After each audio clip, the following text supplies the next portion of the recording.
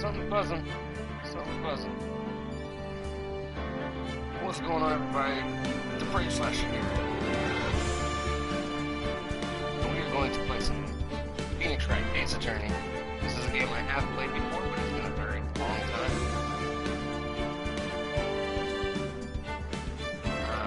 I played these games when they first came out, and it was almost 12 years ago.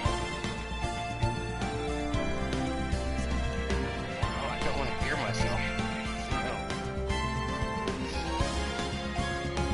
I need to turn the game audio down.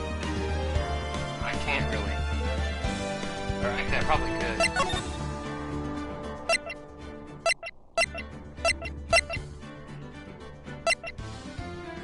There we go, that should be better. What's up, though? How's it going? I was actually going to join one of your Final Fantasy VII streams the other night, Poe. And then, like, you quit.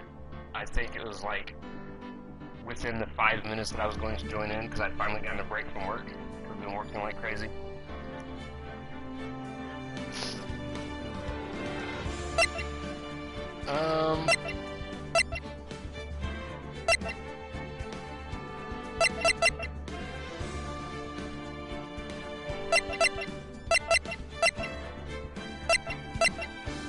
Alright, I think that's what we're gonna rock with. Oh no, Poe's getting drunk while streaming? Oh, holy shit. What's up, Daniel Gaming? Yeah, so I wanted to play through some Ace Attorney. Super stoked to actually play this. Like I said, $10 shotdown as if it works. I have played this game before. Again, it has been about 10 years. I bought and played them as soon as they came out because I love the concept of them. And they're really fun games. So I don't really remember much of the story. I remember some of the overarching plots of the entire thing, but as far as individual cases, yeah, I was in Mandy's stream, Alex.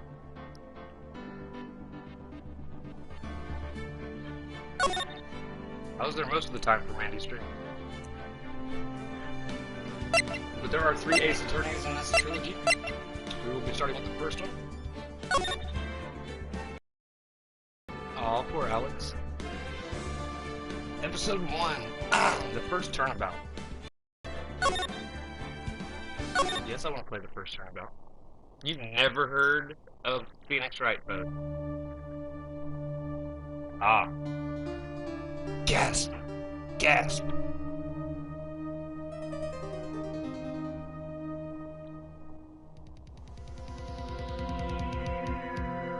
Damn it. Why me? I can't get caught. Not like this. I gotta find someone to pin this on.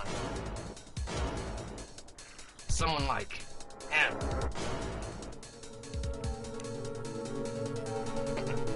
I'll make it look like he did it.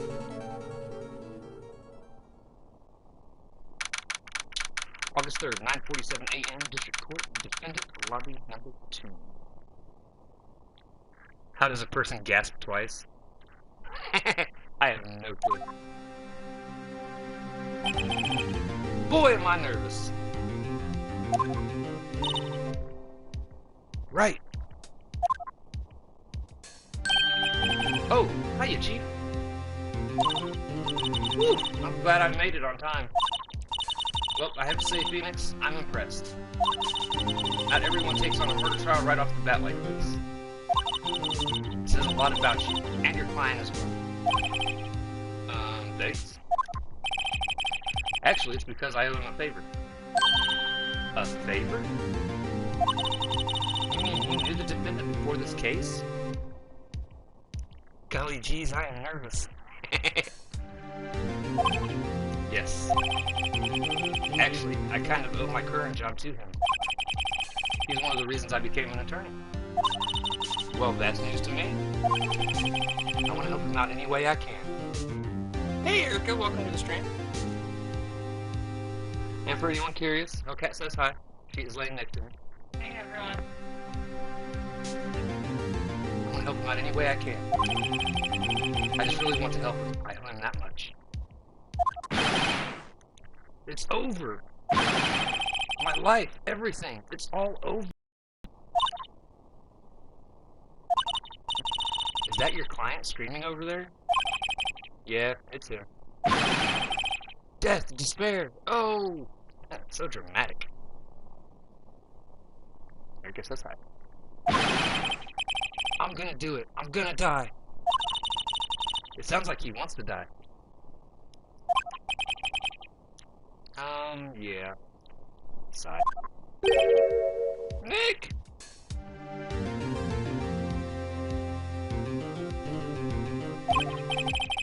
Hey there, that's weird. Huh? Apparently Phoenix Wright's actual name is Nick. Yeah. I don't remember that. That was kind of freaky. Huh. Hey there, Larry. Dude, I'm so guilty. Tell them I'm guilty. Give me the death sentence. I ain't afraid to die. What? What's wrong, Larry? Oh, it's all over. I'm finished. Finished! I can't live in a world without her. I can't. Who took her away from me, Nick? Who did this? Hit the thumbs up button. Yes, hit all the thumbs up button. Make sure you guys are also staying the fuck inside.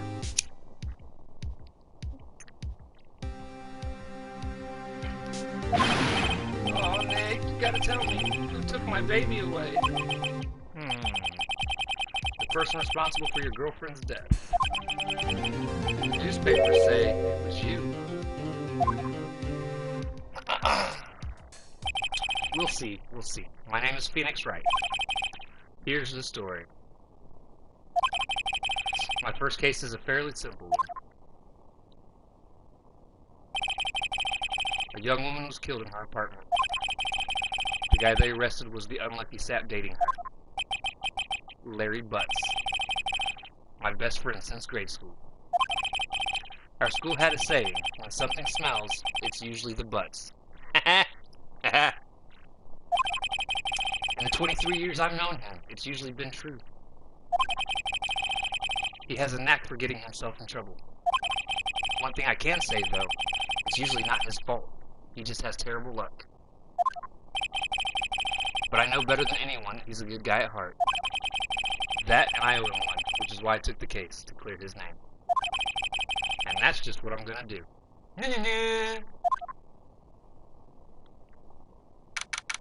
August 3rd, 10 a.m., District Court, courtroom number 2.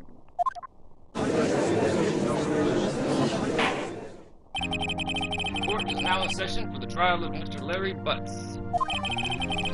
The prosecution is ready, Your Honor. The defense is ready, Your Honor. Ahem. Mr. Wright, this is your first trial, is it not? Yes, Your Honor. I'm, a little nervous. Your conduct during this trial will decide the fate of your client. Murder is a serious charge. For your client's sake, I hope you can control your nerves. Thank you, Your Honor. Mr. Wright, given the circumstances, I think we should have a test to ascertain your readiness. Yes, Your Honor. Gulp, handshaking, eyesight, fading. The test will consist of a few simple questions. Answer them clearly and concisely. Please state the name of the defendant in this case. Larry Butts. The defendant? Well, that's Larry Butts, Your Honor. Correct. Just keep your wits about you and you'll do fine. Next question. This is a murder trial. Tell me, what's the victim's name? Shit. I know this one, but I read the case report over so many times. It's... wait. Uh-oh. No way. I forgot. I'm drawing a total blank here. Phoenix! Are you absolutely sure you're up to this? Okay, so they've never said her name, so it's part of the story. That's probably a good thing. You don't even know the victim's name. Oh, the victim. Of course I know the victim's name. I, just forgot temporarily. I think I've got my great time on. Look, the victim's name is listed in the court record. Time of death, Cindy, so her name is Cindy.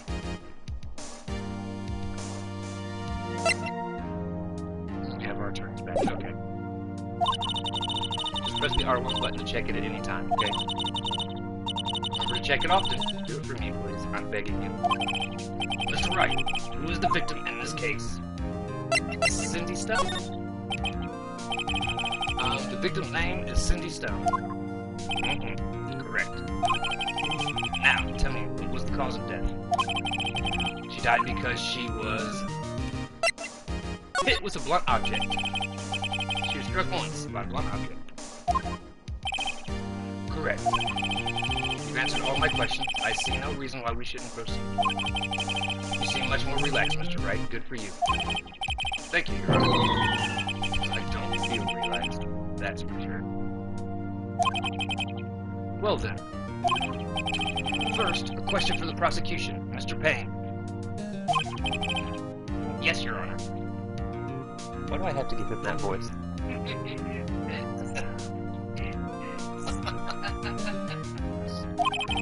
As Mr. Wright just told us, the victim was struck with a blunt object. Would you explain to the court just what that object was? The murder weapon was a statue of the Thinker. It was found lying on the floor next to the victim. I see.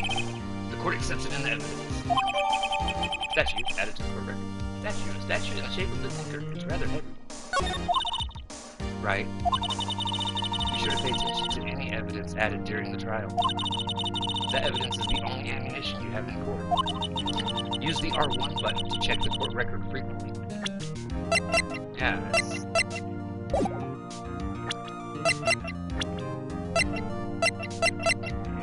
Cindy Stone. Alright, Winston Payne is the prosecutor. Black's presence is generally bad at getting his point across. The victim in this case is a model. She lived in an apartment by herself. The defendant in this case is like the guy who was in my grade school and then my fucking boss. He's a very good defense attorney at that.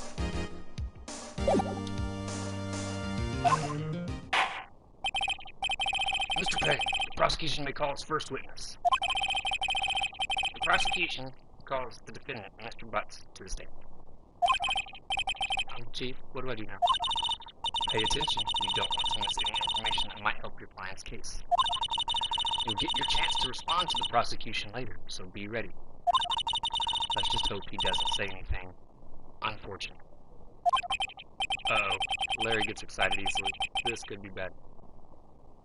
Don't fuck up, Larry.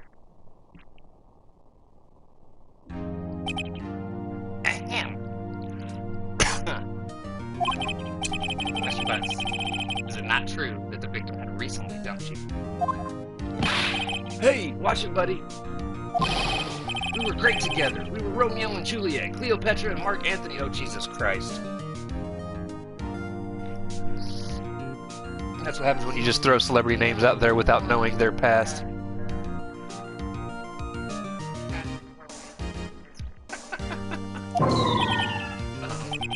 Didn't they all die?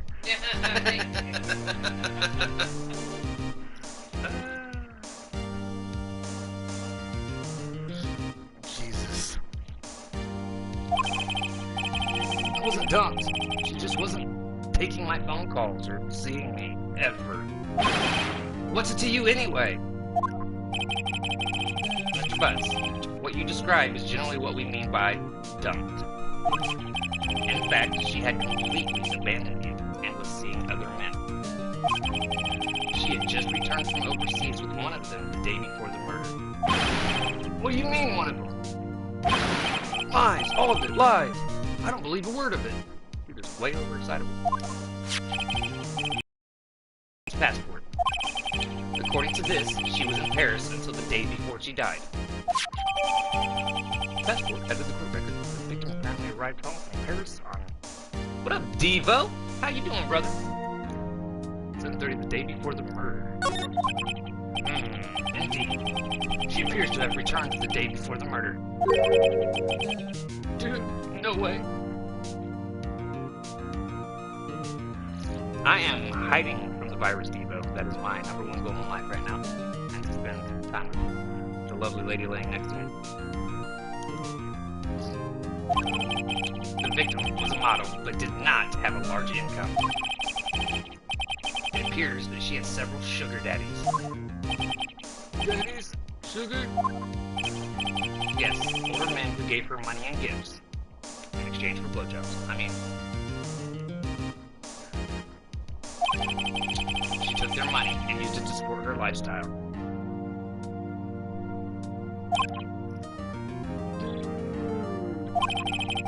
We can clearly see what kind of woman this Miss Stone was. Tell me, Mr. Butts, what do you think of her now?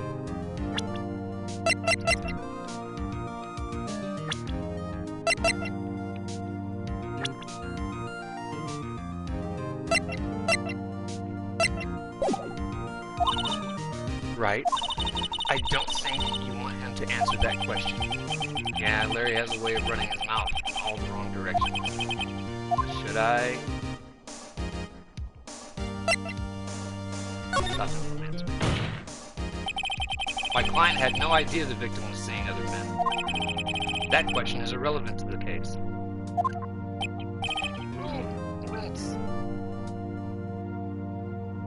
You'd be mad blown away. Oh, The Cure by Daylight? Is it a newer song, Devo? Dude, Nick, what do you mean irrelevant? That cheating she-dog? I'm gonna die. I'm just gonna drop dead.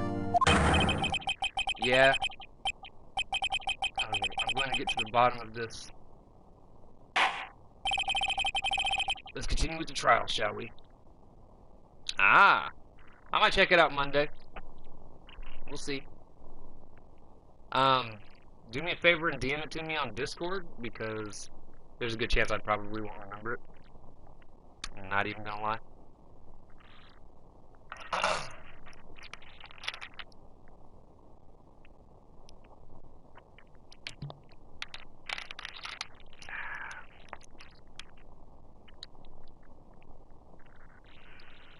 Alright, let's continue the trial, shall we? I believe the accused motive is clear to everyone. Yes, quite. Oh boy, this is so not looking good. Next question. You went to the victim's apartment on the day of the murder, did you not? Gulp. Well, did you? Did you not? Well, maybe I did, maybe I didn't. Uh-oh, he went. What do I do?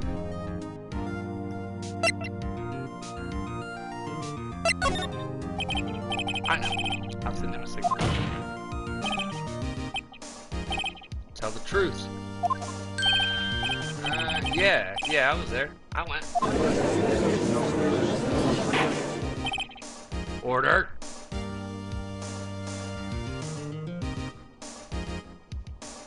Yeah, you can send it to me on Twitter. Well, Mr. Butts. Dude, chill. She wasn't home, man. So, like, I didn't see her. Your Honor, the defendant is lying. Lying?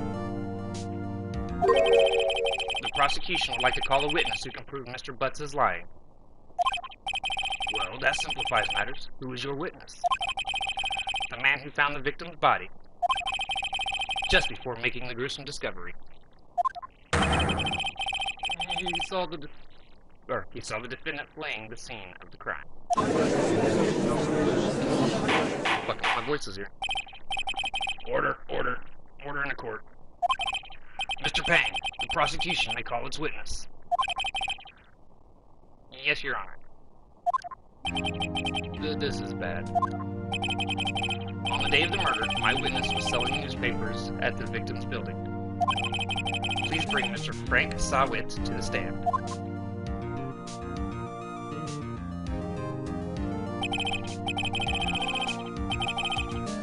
Ah, thank you, Devo. I wish you well too, homie. Oh. Readjusting here. Give me 1 second, guys. Mr. Sawit, you sell newspaper subscriptions. Is this correct? I want to give him a Japanese voice, but I feel like that's like racial profiling to the utmost. Oh yes. Newspapers, yes. Alright, take care, Diva. Mr. Sawin, you may proceed with your testimony. Please tell the court what you saw on the day of the murder.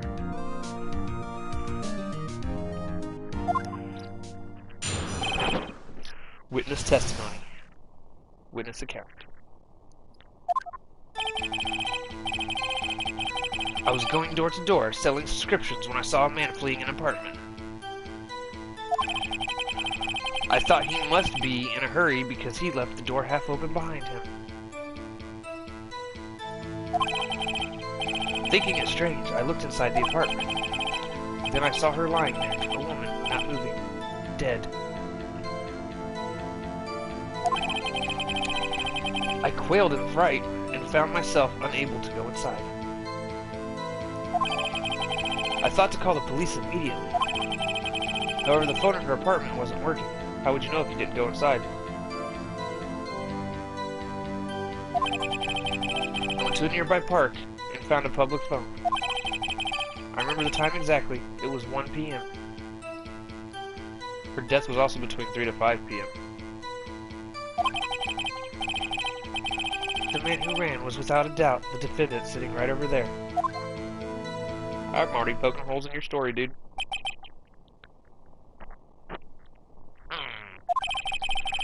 Larry, why didn't you tell the truth? I can't defend you against a testimony like that. Incidentally, why wasn't the phone in the victim's apartment working? Your Honor, at the time of the murder, there was a blackout in the building. Aren't phones supposed to work during the blackout? Yes, Your Honor. However, some cordless phones do not function normally. The phone that Mr. Sawit used was one of those. Your Honor, I have a record of the blackout for your perusal.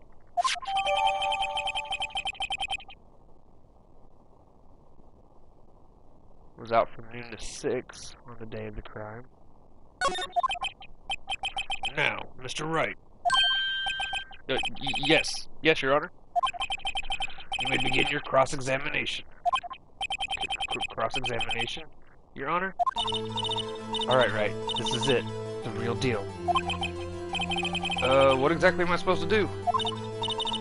Why, you exposed the lies of the testimony and witness you just gave. Lies? What? He was lying?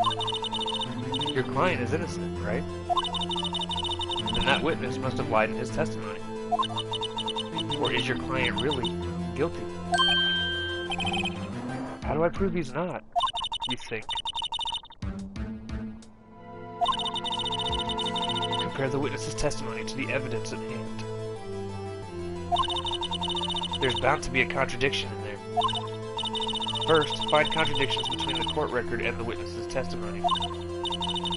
Then, once you found the contradicting evidence, present it, rub it in the witness's face. Okay. Open the court record with the R1 button and point out contradictions in the testimony. Dun dun dun. Cross-examination. I was going door to door selling subscriptions when I saw a man fleeing an apartment. I thought he must be in a hurry because he left the door half open behind him. Thinking it strange, I looked inside the apartment. I saw her lying there, a woman, not moving, dead. I quailed in fright and found myself unable to go inside. I thought to call the police immediately. However, the phone in her apartment wasn't working.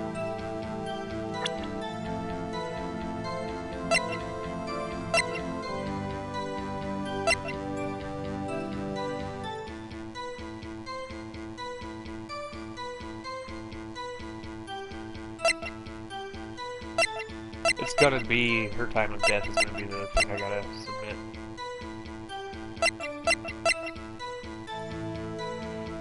She was killed before the power was out. He's saying 1 p.m.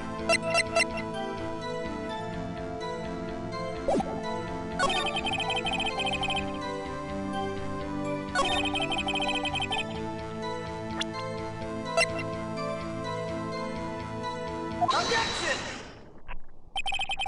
You found the body at 1 p.m.? You're sure? Yes, it was 1 p.m. for certain. Frankly, I find that hard to believe. Your statement directly contradicts the autopsy report. The autopsy notes the time of death is sometime after 4 p.m. There was no body to find at 1 p.m. How do you explain this 3-hour gap?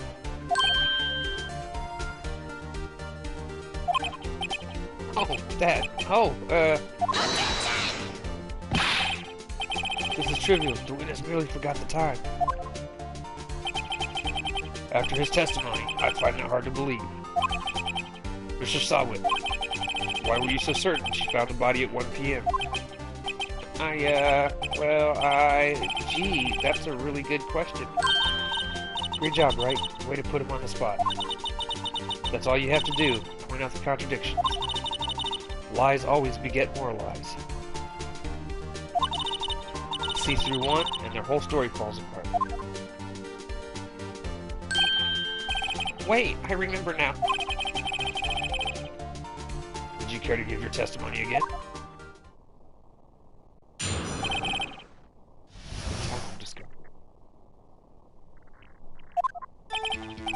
You see, when I found the body, I heard the time. There was a voice saying the time. It was probably coming from the television. Oh, but it was 3 hours off, wasn't it? I guess the victim must have been watching a video of a taped program.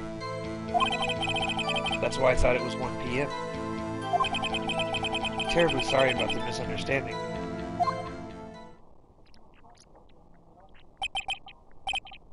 Right.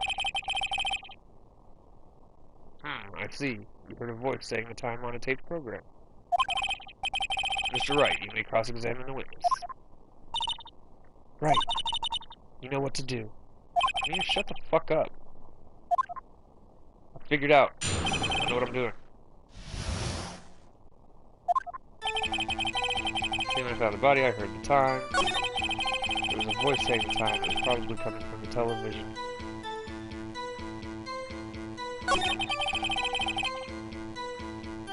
But it was 3 hours off, wasn't it?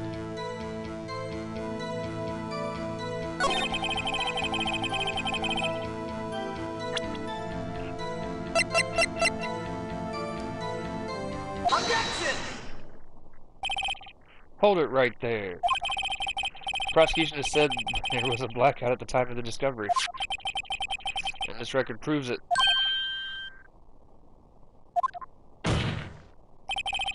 You couldn't have heard a television or a video. Gah! The defense has a point. Do you have an explanation for this, Mr. Sawit? No, I find it quite puzzling myself. Quite. Wait, I remember now. Mr. Sawit, the court would prefer to hear an accurate testimony from the very beginning. These constant corrections are harming your credibility. That you seem rather distraught. My apologies, Your Honor. It must have been the shock of finding the body. Very well, Mr. Sawit. Let's hear your testimony. Once more, please.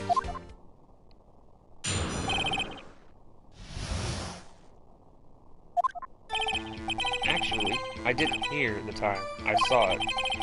There's a table clock in the apartment, wasn't there? Yeah, the murder weapon. The killer used it to hit the victim. This dude's a fucking moron. That must have been what I saw. Yeah, you're fucking stupid, dude. The defense may cross-examine the witness. Gladly. Mia, if you even try to... Okay.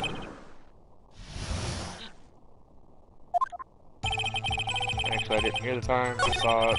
There's a table clock in the apartment, wasn't there? Yeah, the murder weapon, the killer used it to hit the victim. Objection! Wait just a moment.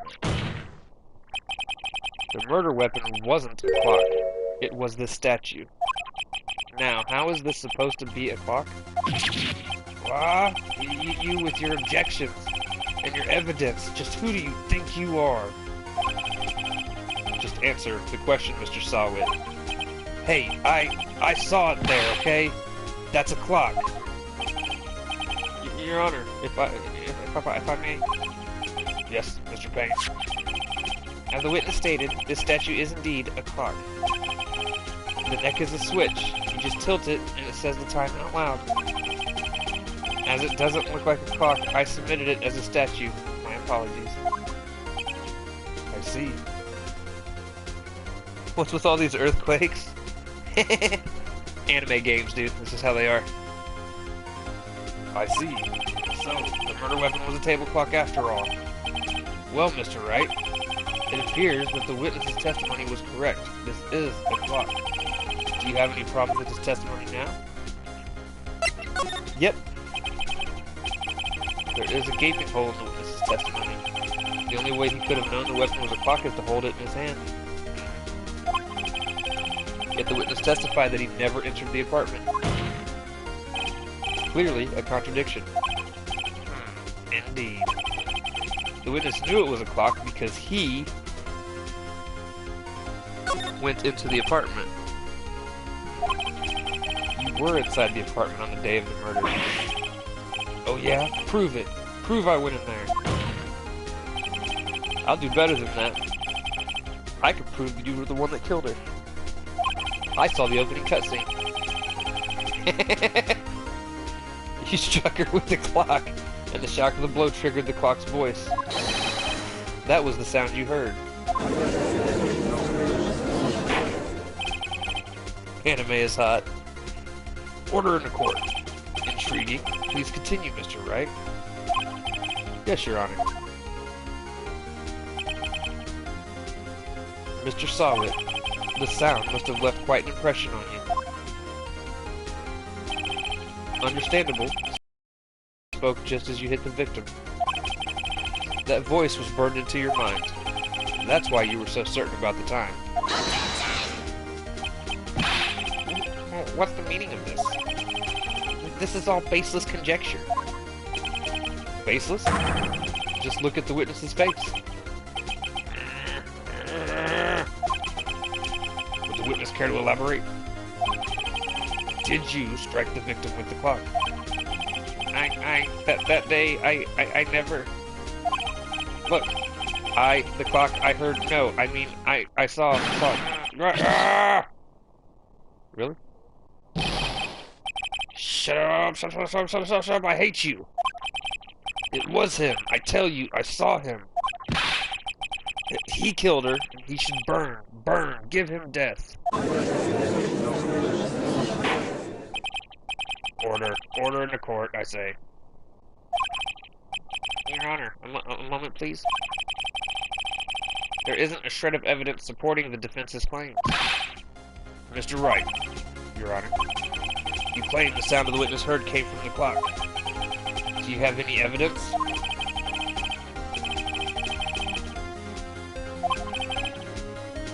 Your Honor, the sound Mr. Swat heard was definitely this clock. A fact which is clear if you simply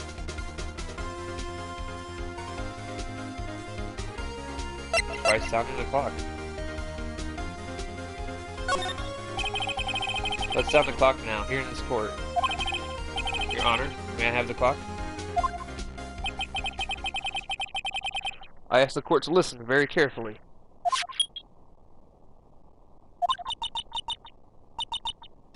I think it's 8:25. That certainly is a strange way to announce the time. Well, he is the thinker, after all. So we've heard the clock. What are your conclusions, Mr. Wright? Mr. Payne, can you tell me what time it is now? It's 11:25. Since I'm 3 hours behind. Ah! As you can see, this clock is exactly 3 hours slow. Precisely the discrepancy between what Mr. Sawit heard and the actual time of death. So, Mr. Sawit, try to talk your way out of this one. Ha! Ha ha! You forgot one thing! Uh-oh. What's he talking about now? Well, it may seem like the clock is running 3 hours slow. It proves nothing. How do you know it was running 3 hours slow on the day of the murder? If you can't prove that, you don't have a case. Right. How am I going to prove that? Damn it, I was so close. Mr. Wright, it seems you lack the critical evidence to support your claim. Yes, Your Honor. This means I cannot let you indict the witness. Unfortunately, this is the cross-examination of Mr. Frank Sawit. I come all the way down here to testify, and look what happens. You treat me like a criminal. A criminal! You lawyers are all slime. I almost had him. Sorry, Larry. I failed you. There's nothing I can do about it now. Not so fast, Mr. Sawit. Now Mia finally speaks up. Mia, I mean, Chief. Listen up, Wright. Don't throw this one away. Not like this. Think. But Chief, it's over.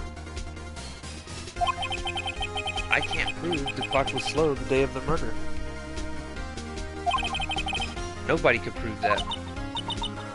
Well, yes. But that doesn't mean you can't still win. Try thinking out of the box. Don't waste time doubting the facts. Assume the clock was 3 hours slow and think through it. Ask yourself, why was the clock 3 hours slow? Figure out the reason and you'll have your proof. Right? Right? Don't do that to me. Think of a reason as to why the clock would be 3 hours slow.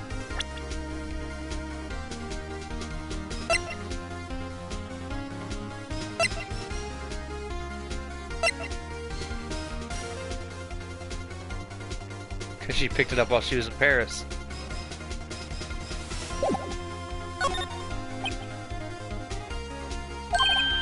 Wait. Maybe I can prove it.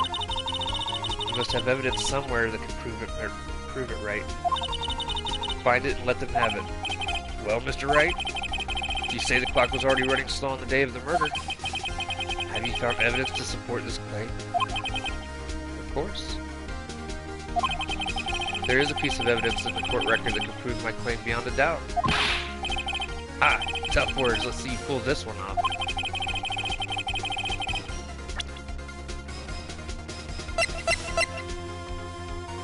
Take that! Take that! Did it make a sound out of here too? The victim had just returned from abroad the day before the murder. As we all know, the time difference between here and Paris is 9 hours. When it's 4 p.m. here, it's 1 a.m. the next day there. So it appears it's 3 hours. The clock wasn't 3 hours slow, it was 9 hours fast. The victim hadn't reset her clock since returning home. That's why the time you heard when you struck her dead in her apartment was wrong.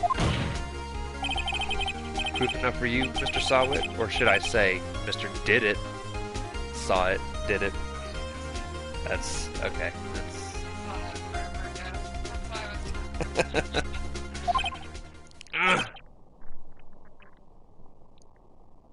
Ah, he's drooling. Order, order, I say. Well, this case has certainly turned out differently than we all expected. Mr. Payne, your witness. He was arrested and has been taken away, Your Honor. Very well. Mr. Wright? Yes, Your Honor. I have to say I'm impressed. I don't think I've ever seen someone complete a defense so quickly. And find the true culprit at the same time. Thank you, Your Honor. At this point, this is only a formality, but... This court finds the defendant, Mr. Larry Butts, not guilty.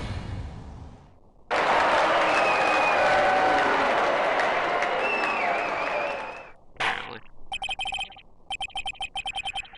And with that, this court is adjourned. We win! Turns out Frank Sawit was a common burglar. He posed as a newspaper salesman to check and see when people were out of the house. That day, when Larry went to her apartment, the victim wasn't home. After he left, Mr. Sawit let himself in to do his dirty work. While he was searching her place, the victim returned. Flustered, Mr. Sawit grabbed the nearest blunt object he could find.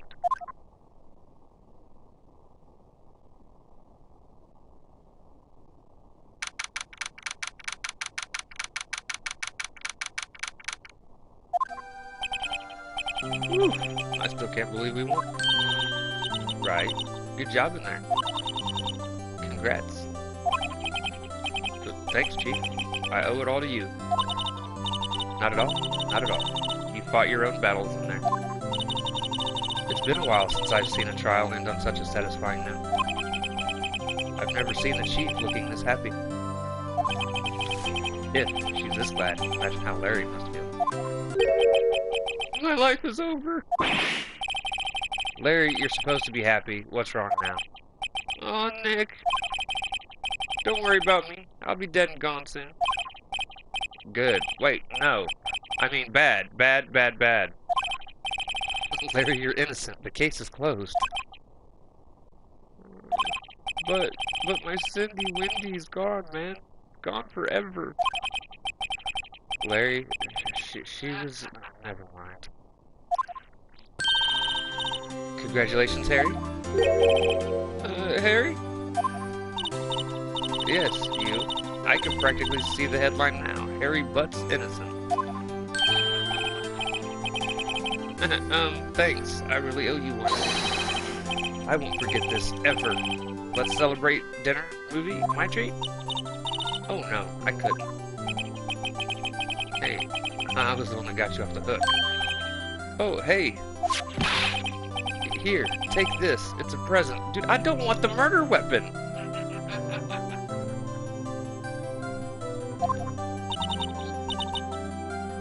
A present for me? Oh, yeah, definitely give it to her. Wait, wasn't this the evidence that... Actually, I made this clock for her. I made one for her and one for me. Really? You made this? Well, thank you. I'll keep it as a memento. Yo, Nick. Can you believe it? I was so into that chick. And she was just playing me for a fool. Don't that make you want to cry? Larry. Are you so sure? Excuse me? I think she thought quite a lot of you in her own way. Nah, you don't gotta sympathize with me. It's okay. Oh, I'm not just sympathizing. Really. Isn't that right, Wright? Don't you have something to show your friend? Something that proves how she felt about it? Uh-huh. Oh, yeah, right. What the heck is she talking about?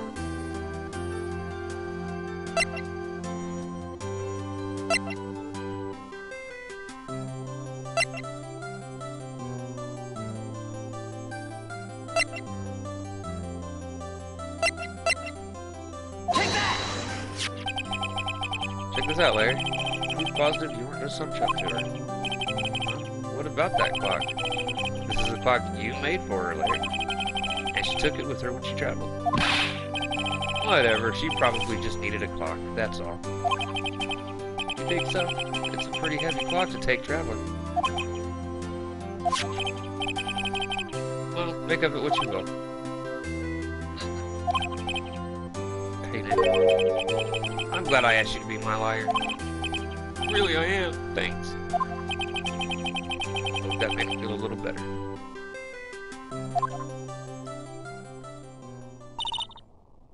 Right.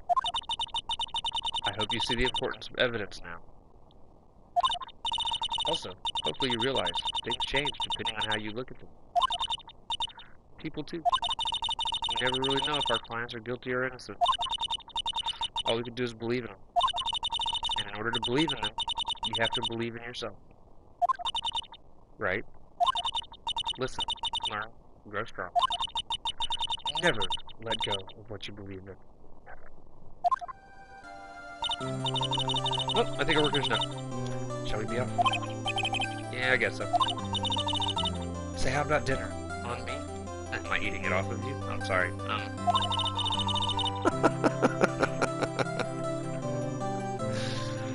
We'll drink a toast of innocence to, we'll drink a toast to innocent butts. Yeah. Oh, speaking of Harry, you were saying part of why you became a lawyer was because of me. Yeah, part, at least. You'll have to tell me more about it sometime. Maybe over drinks? She thinks my track is sexy. And so my first trial came to a close. Larry slapped me on the back and said, "Gee, Nick, it's good to have friends." But I'm pretty sure he's not going to pay us, unless you count the clock he gave me. I didn't know it then, but that clock was soon going to be at the center of another incident. And my promise to tell the chief about me and Larry would be one promise that I wouldn't be able to keep. The end. That was just the first turnabout.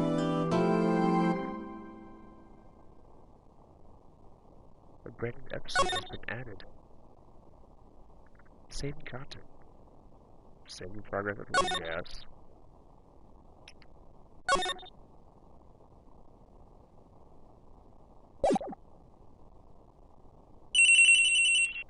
Ring, ring, ring. Hello, this is Maya. Hey, Maya, it's me. Mia, what's up? You haven't called in a while. Sorry, I've been so busy. How have you been? Well, lonely, and it's all your fault. Nah, I'm just teasing. I've been great. I'm finally getting used to having my own place. Well, that's good to hear. Actually, I'm calling because I have a favor to ask. I know. You want me to hold evidence for you. Sharp as always. There's a lot of buzz about the upcoming trial. I just don't feel safe keeping the evidence here. I got you. So what is it this time? It's a clock. A clock? Yeah, it's made to look like that statue, the Thinker, and it tells you the time. I thought you might like it. You always liked toys. Hey, I'm not a little girl anymore, sis. Now, you know I'm only teasing. I should probably tell you the clock isn't talking right now. It's not working. That's lame. I had to take the clockwork out, sorry. I put some papers inside it instead. Papers? Is that the evidence then? Well, there's a possibility that it might turn out that way, yes. Can you come by the office tonight around, say, 9 o'clock to pick it up? I'll be in a pre-trial meeting until then. Okay, sis, but I expect dinner. Something good. Like burgers. I could really go for a good burger. Okay. We'll hit the usual joint. Alright, it's a deal. Okay, sis, see you soon. Yep, I'll be waiting. Maya.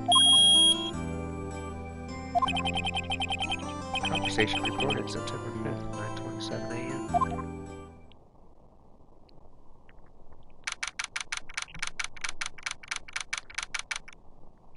September 5th, 8:57 p.m. Fay & Co. Law Offices. Now, Miss Fay, I'll take what's mine. The papers. I'm sorry, but I can't give you what I don't have. Miss Fay, you are a poor liar. Why, I see it right over there. That must be the thinker that swallowed those papers. How could you know? Oh, you're not cogniferous of my background? Gathering information is my business, you see.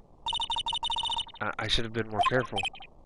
Oh, my dear Miss Fay, I am so very sorry.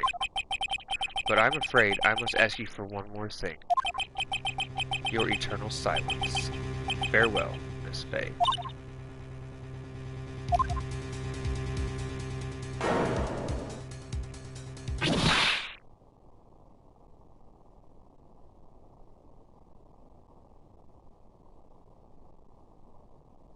Red, white, blue.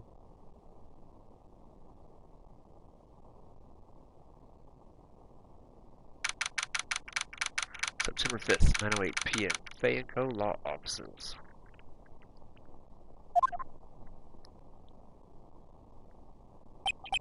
Uh-oh, I'm late. I'm late.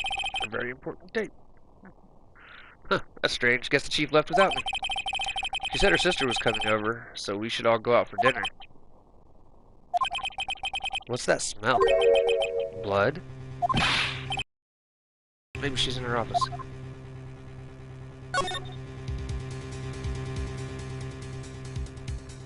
Oh, dude, this is weird.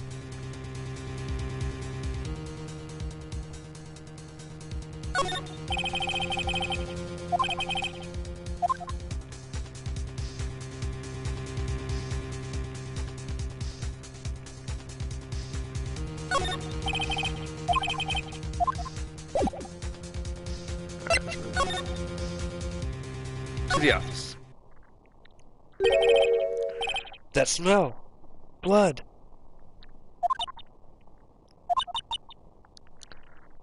Sob.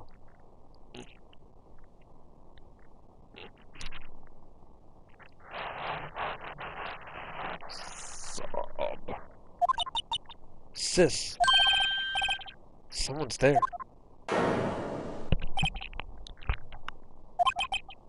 Chief? Chief? Chief?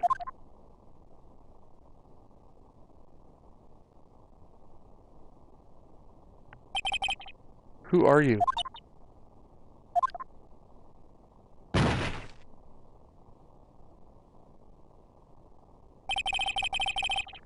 strange girl dropped out cold. I left her lying on the office sofa. I went back to the chief, where she lay under the window.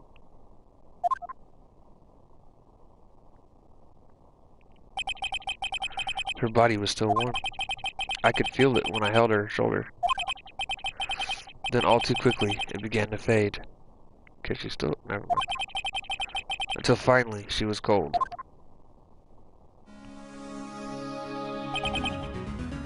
Chief.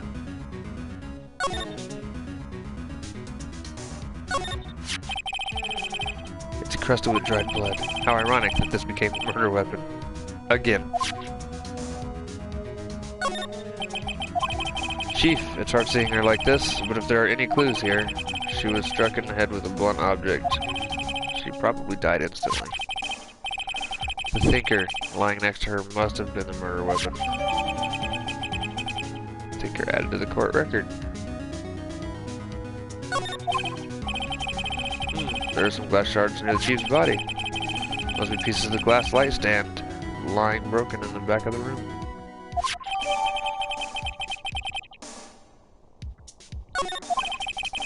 Nothing else that seems like a clue here.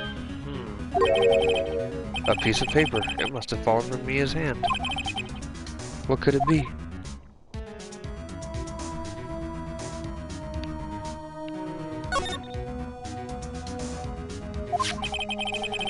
What is written in blood on the scrap of paper? Maya, did Mia write this? This piece of paper is a receipt from a department store dated yesterday.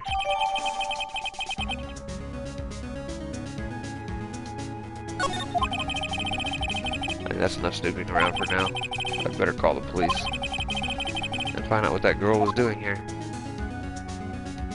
Oh, we'll keep snooping. Painful to look, but I have to for Mia's sake.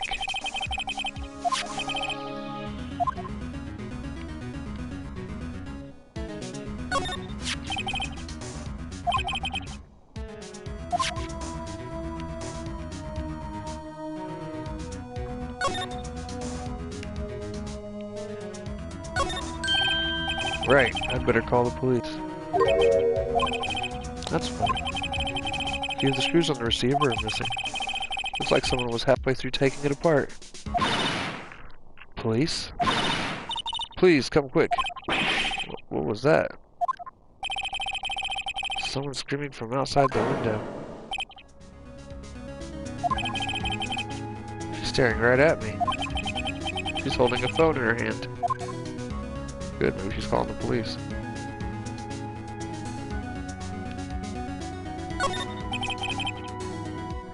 Vanco ledger book. Everything is written in the chief's ultra neat handwriting. It's a small office, but it makes a good bit of money. Perfectly normal office desk. The chief had a very particular policy about the office decor. Spend big on stuff the clients use, but keep your own stuff simple. Surprisingly, the chief was never good with machines. About all she used this PC for was email. She picked it up as an accent model, ancient model, and some garage shelf, practically nothing. All the chief's important documents are packed in here. This is where she filed her case records and recent rulings.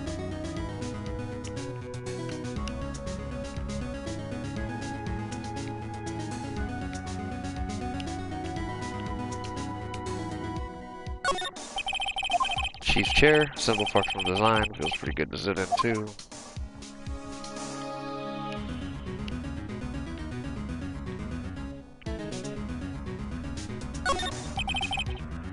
Phone receiver is missing a few screws, I'd better not use it.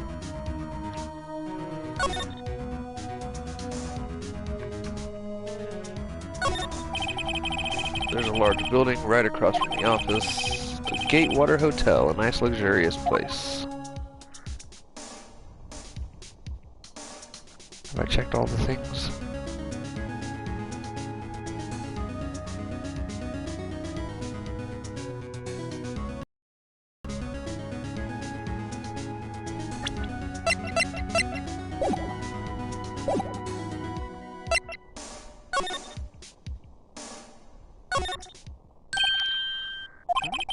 That girl just now, where'd she go?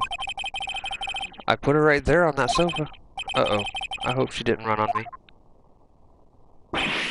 Yikes! Don't scare me like that. Excuse me, but who are you? It's okay, I work here. Maya? Maya Fey. Maya Fey? Maya? Yeah, her sister, dude.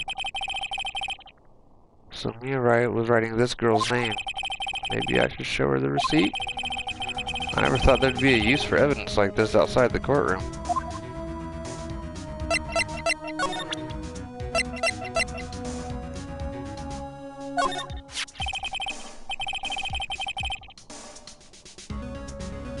Before Mia died, she wrote a message with her own blood.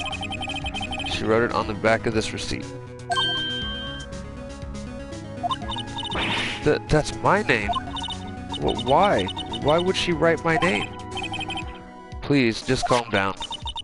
Why would Sis write my name? Uh-oh, now I've done it.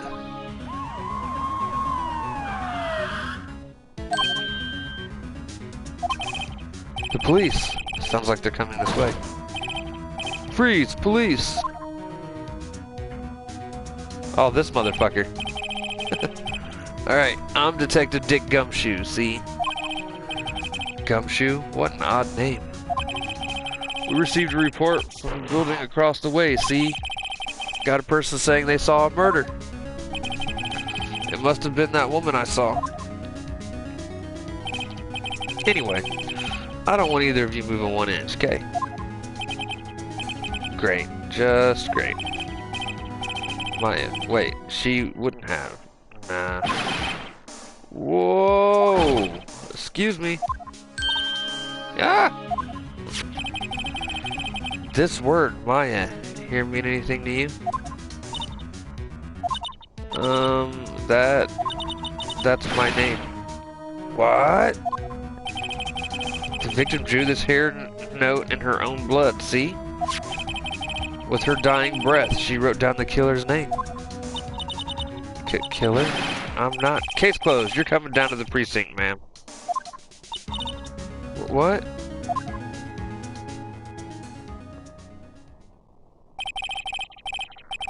Mia's younger sister, Maya, was arrested on the spot.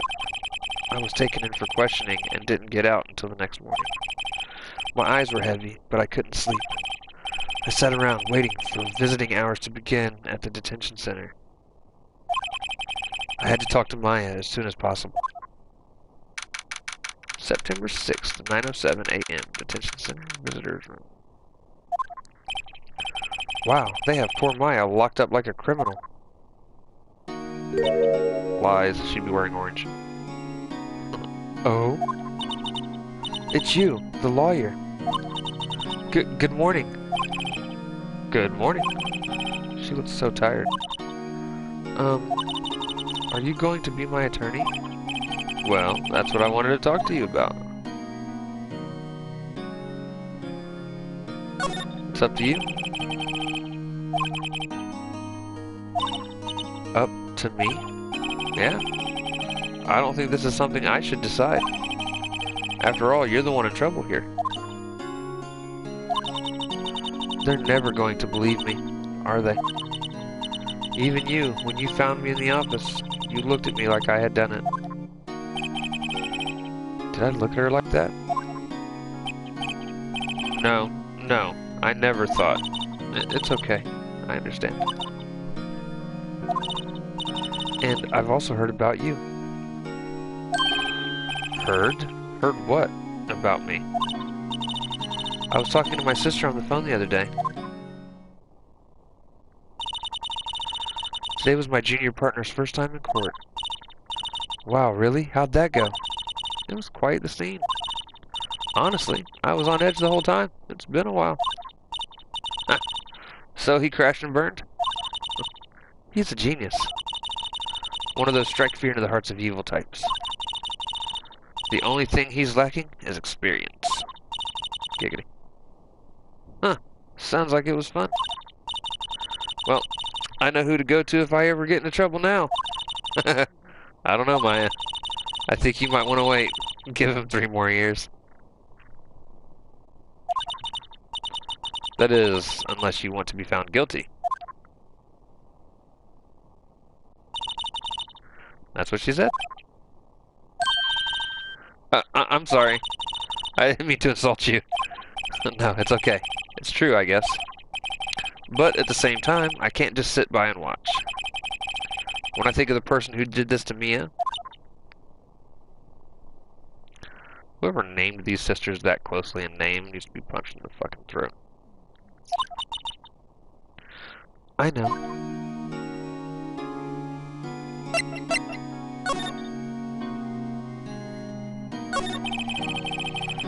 Something I've been wanting to ask you. Yes? What's with that outfit? Oh, this? She just wants balls around her face, dude. This is what the acolytes wear. It's my uniform, you could say. Acolytes? Like people in religious training? What is it you do? Oh, it's nothing strange, really. I'm a spirit medium in training. Spirit medium? I'm pretty sure that qualifies as strange. Could you tell me about the day of the murder? Yes. Let's see. That morning, I got a call from my sister. She wanted me to hold on to a piece of evidence for an upcoming trial. Evidence? Yes, that clock shaped like the Thinker. The one Larry made. How could that have been evidence in a case? Right. She said something about that. I remember. Do you want to hear it in her own voice? Her own voice? Yes.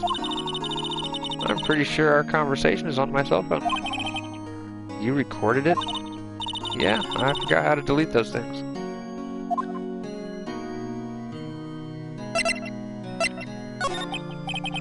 So, you say you had a conversation with your sister on a cell phone. Let's hear it. Right. Oh. I just remembered that detective took my cell phone. Sorry. Oh, right. Of course. Next time I see Detective Gumshoe, I'll ask him for it. I'll write you a note so you don't forget, okay? Sure, thanks. Maya's memo added to the court record.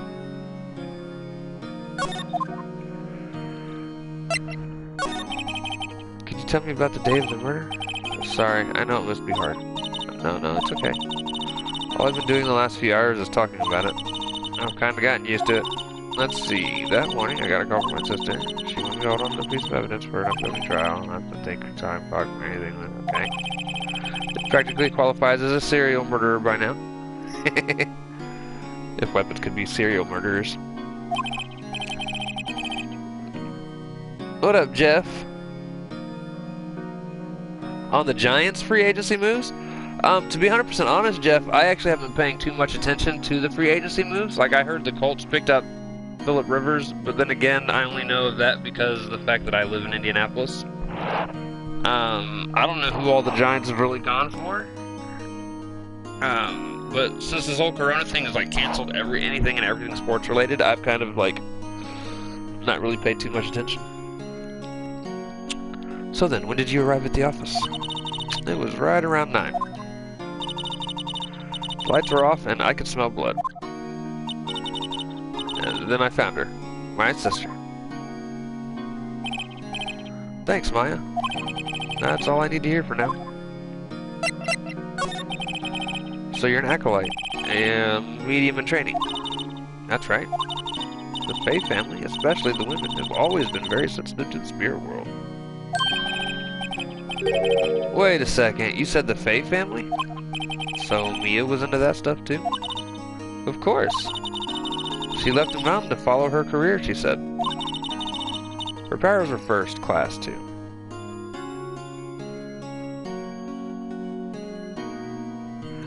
Hey Jeff, I don't think it's so much that they're moving on from Jacoby Brissett. I think he still needs a couple more years of training, which is why they went and got Phillip Rivers. And that way he can kind of learn a little bit from Phillip Rivers. Because he did well, but he didn't do great. He had moments of greatness, but until he can learn to be more consistent, I don't know if it's a good idea for him to be a starter. Or be the starter.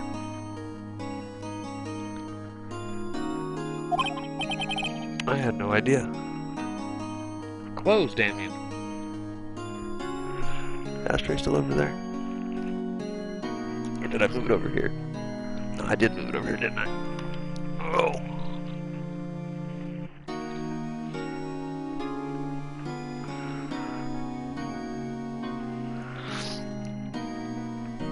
Oh, sorry guys, give me 1 second here. Alright, I had no idea.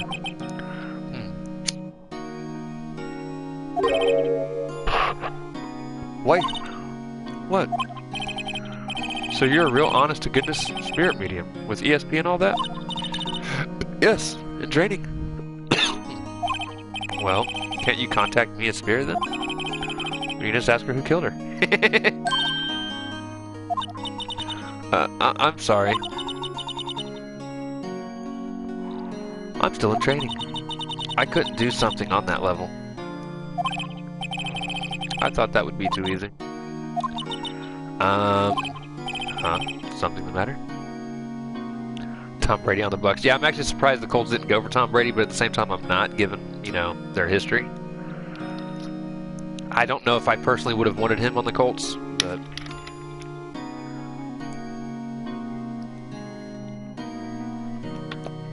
It's definitely weird to see he signed with a team that's not the Patriots. Huh? Something the matter? I was wondering, could I ask you a favor? This is the address of a famous lawyer. My sister gave me this a long time ago. She said if I was ever in trouble, I should call him. And, well, I'm in trouble. Do you think you could go ask him to represent me?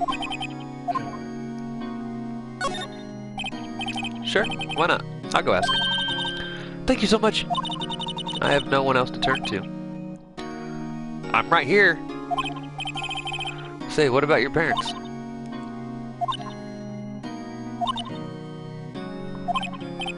I see. Don't worry. Leave it to me. Thank you. The trial's tomorrow. 10. What? Tomorrow? Tomorrow? What if this guy refuses? They told me that if I don't find one, the state will pick an attorney to defend me.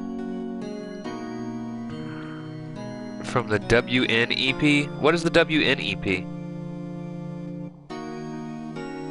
Who's WN? I'm not real sure who you're talking about, Jeff.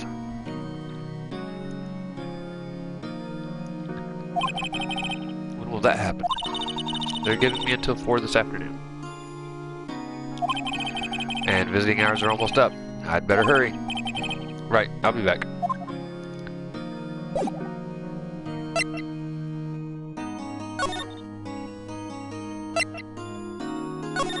To the Grossberg Law Offices.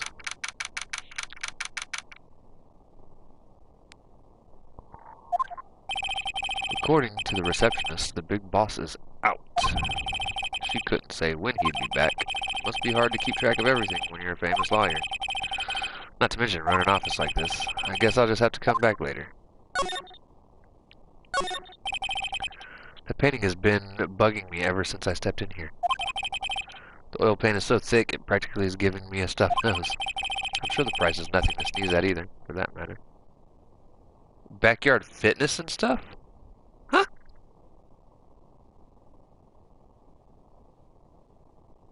I'm so confused, Jeff. Is WN an artist?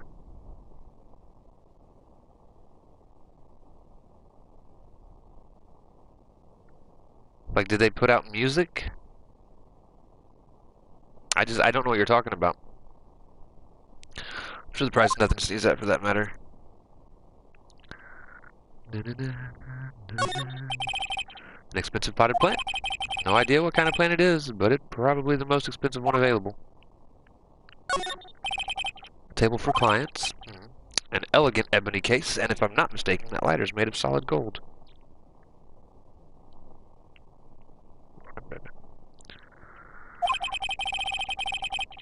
Even I could tell someone here's got money to burn. I bet this dude's the killer.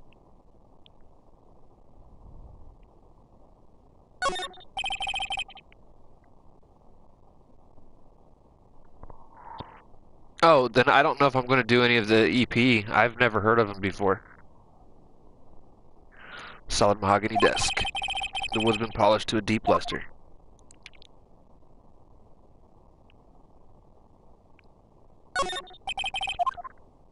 It was just yellow. Expensive looking mahogany bookshelves filled with expensive looking books. Funny, they don't look like they've ever been read. Of course not. Fucking course not. Have we checked everything in here so far?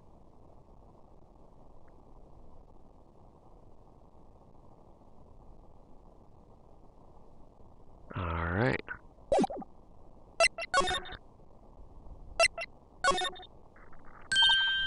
Hey!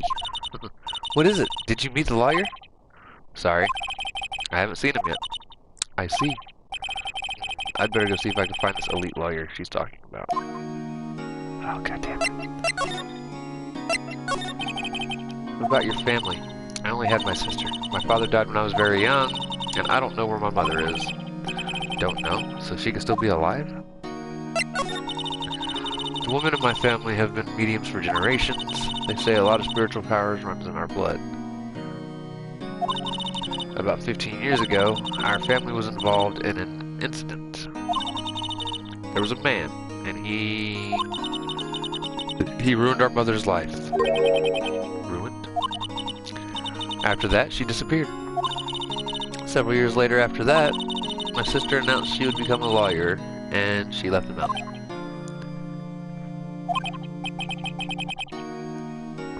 So you live by yourself? Yes, I've gotten used to it. Oh, also, I had to become independent or I would lose my powers. I feel bad for her all by herself up on that mountain.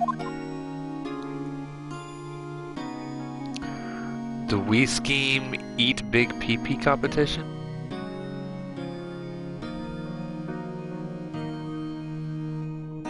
I don't know, Jeff. A lot of what I react to just depends on what drops and the timing of which it drops. Because I've kind of dropped down to only doing 3 reactions a day right now. I don't know if I'll ever go back to doing 6 or what, unless it's like a special day where just a bunch of hot shit drops. But a lot of my focus, I'm trying to do 1 battle rap video reaction a day when I do reactions.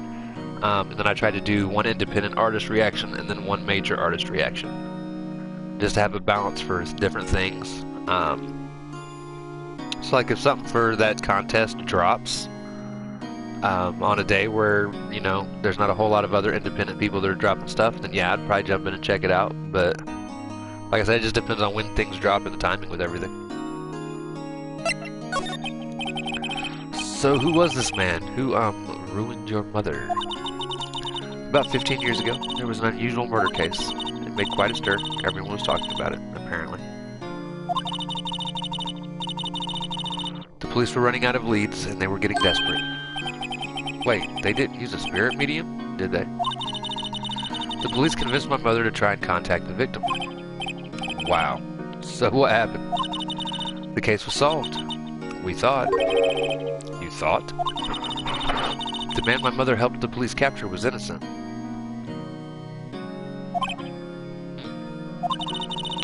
The police's consultation with the medium had all been carried out in secret, of course. But a man found out about it and leaked it to the press. He told all the papers that my mother was a fraud, and the media jumped on it big time. She, my mother, became the laughingstock of the nation. I see. Wright. Excuse me? Wright? That was his name, my sister told me. Wright?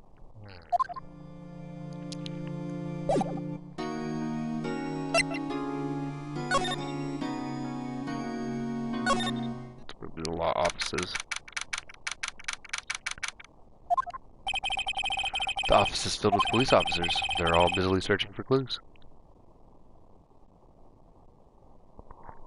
Yeah, there's a lot of people playing Doom right now. I'm not a big fan of the Doom games, though. They're a little too fast-paced for me. Except for Doom 3. I love me some Doom 3. Amazing game. They're all busily searching for clues. Hey, you there. Get the fuck out of here, Gumshoe. No one gives a fuck about what you got to think. This is a crime scene, pal. No trespassing. Sorry. Didn't I know you from somewhere? Wait, you're that Butts guy, aren't you? No. Phoenix Wright. How could anyone mistake me for Larry? Ah, I guess I got the wrong name, Mr. Wright. Sorry about that. That Butts guy, he was a killer. And you're no killer, right? He was proven innocent. Right. And you were... Detective Gumshoe. Gumshoe, wasn't it? Dick Gumshoe? Right. At your service. Resident Evil 3 is coming out soon. I still haven't played the Resident Evil 2 remake. To be 100% honest. Right. At your service. Hang on. That's Detective Gumshoe to you, pal. Anyway. Get the name right. And don't go calling me Dick. Hey, Dick, get over here. Yes, sir. Be right there. You're her lawyer, right, pal? If you got business here, you'd better do it quick. Woo. He thinks I'm Maya's lawyer. Let's talk to him. About Miss Faye, did you do an autopsy?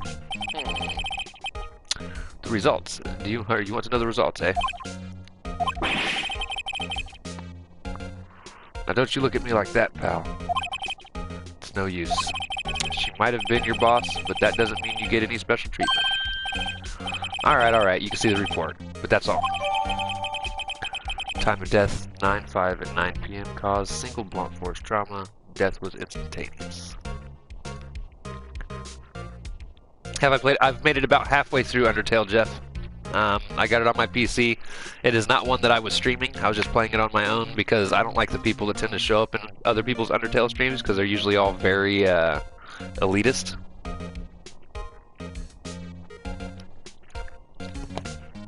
But I was about halfway through a pacifist run.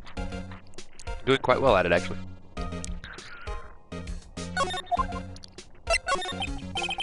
About Maya. Yeah, I'm looking forward to the trial. Sorry, pal, but this is one trial you aren't going to win. Why do you say that? The city's put Prosecutor Edgeworth, fucking Miles Edgeworth, on the prosecution. Miles Edgeworth is like your rival. Edgeworth. I'm sure you know what that means. You being a lawyer. Prosecutor Edgeworth. That's right, pal. Mr. Miles Edgeworth himself. Wait, you do know him, don't you? Of course I do. I know him. He's a feared prosecutor. He doesn't feel pain. He doesn't feel remorse. He won't stop until he gets his guilty verdict. Aw, don't talk about him that way. You make him barely sound human.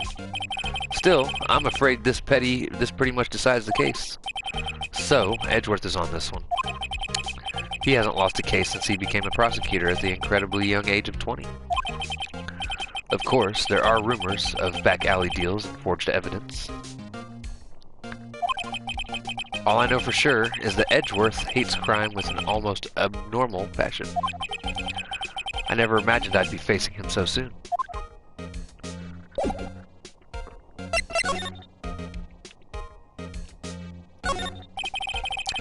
Mia's favorite potted plant. I remember it had this bizarre name no one could ever remember. Cordyline stricta, pal. Who is that? Mia's desk perfectly clean, as always. The only thing it's missing is Mia. She's not missing, we know where she's at. There's a horrendous amount of legal books here. Scarier still is that Mia probably read all of these. An old movie poster. Apparently, this was the first movie that made Mia cry when she saw it. Getting cold again. Just normal, baby. I'll have to check it out one of these days.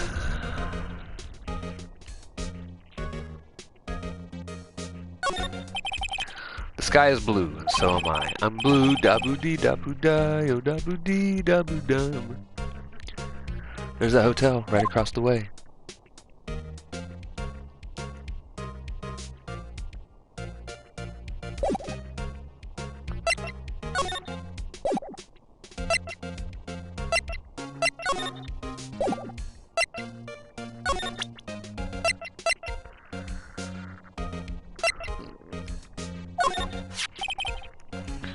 There was a piece of paper next to the victim, wasn't there? Yeah, the one with the killer's name written on it.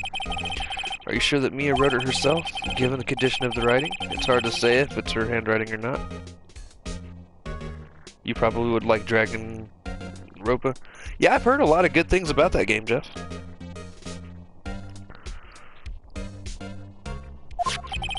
So there's no proof that Mia wrote it.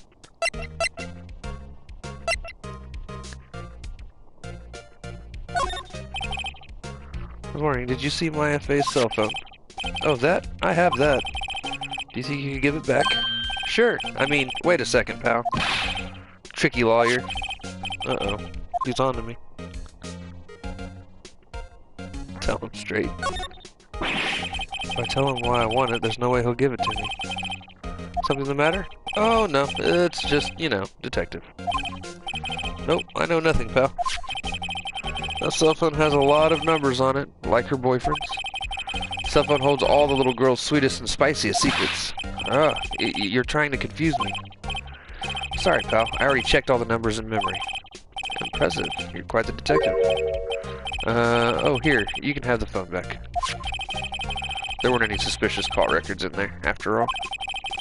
Seems he didn't notice the recorded conversation.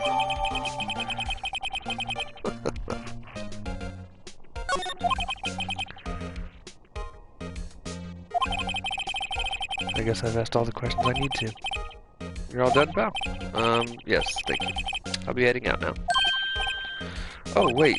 One more thing I wanted to mention to you. I don't suppose you're planning on talking to that witness. Anyway, you'd better not. No influencing the witness with your lawyer ways, pal.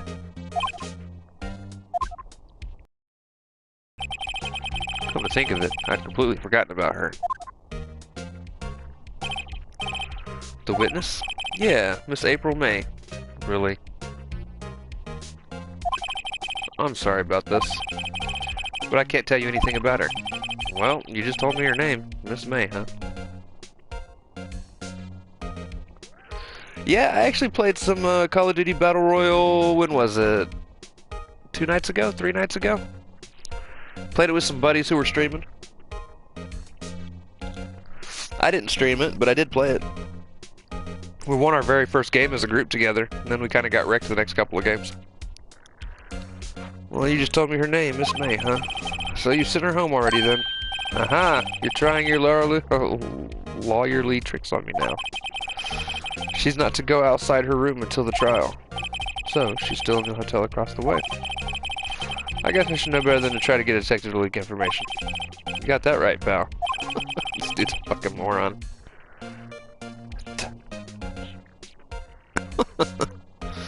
Time to pay Miss May a visit.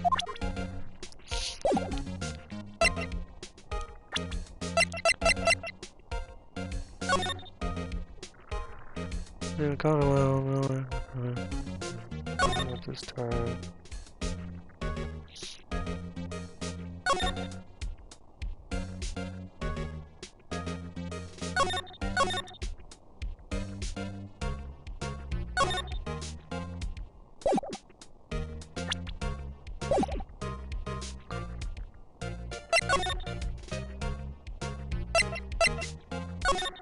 To the hotel.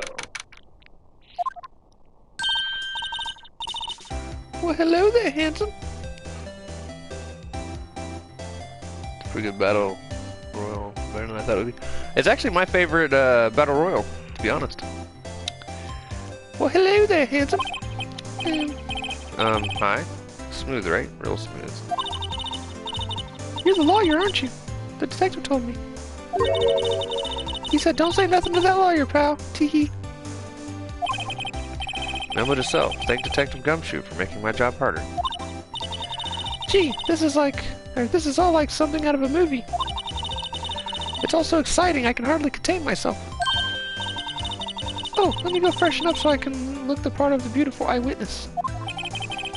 I pity the lawyer that has to cross-examine this one.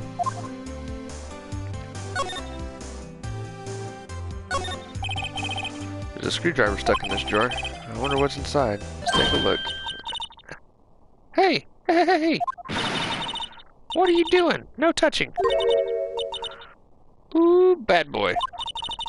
You really shouldn't be prying around in other people's rooms now. You wouldn't want to make me upset, would you? Upset? I thought she was going to explode for a second there. I wonder what could be inside the drawer.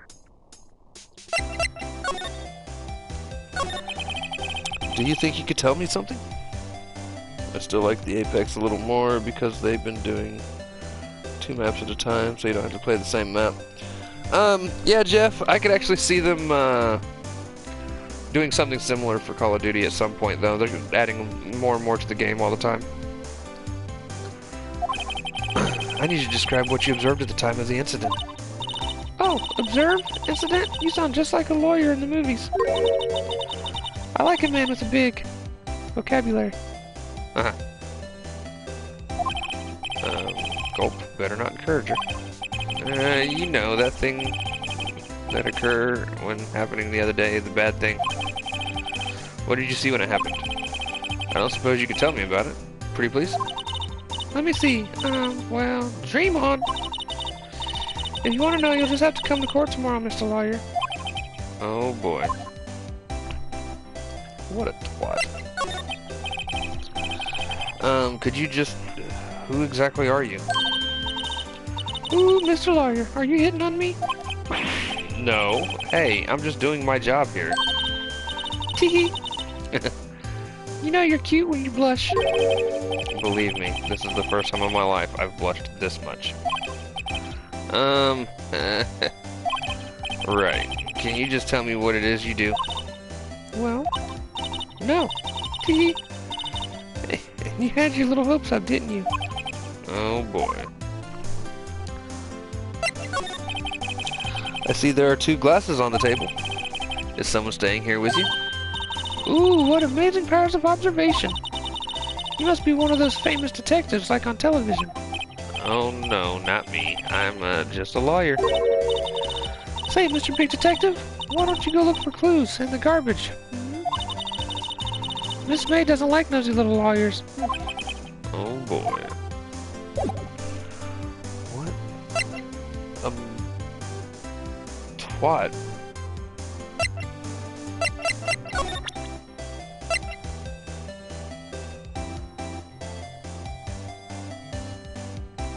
If I present things. Excuse me, but I'm a witness. Police witness, you understand? How could I possibly give you information in good conscience?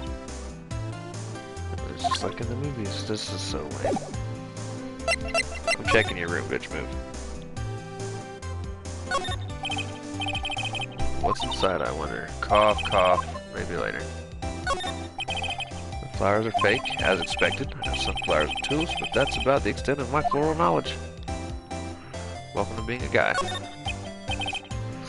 Ah, still seeing painting. Wait, should that be still life? Whatever. One of those is hanging on the wall.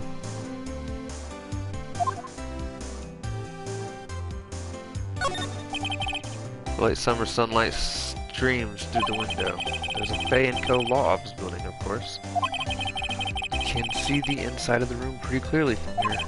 I think it would be a little difficult to recognize a face from this distance, though. True that. A simple bed. It's been recently made. Nothing eye-catching here. A bottle and 2 glasses are on the table. Somebody must be staying with her.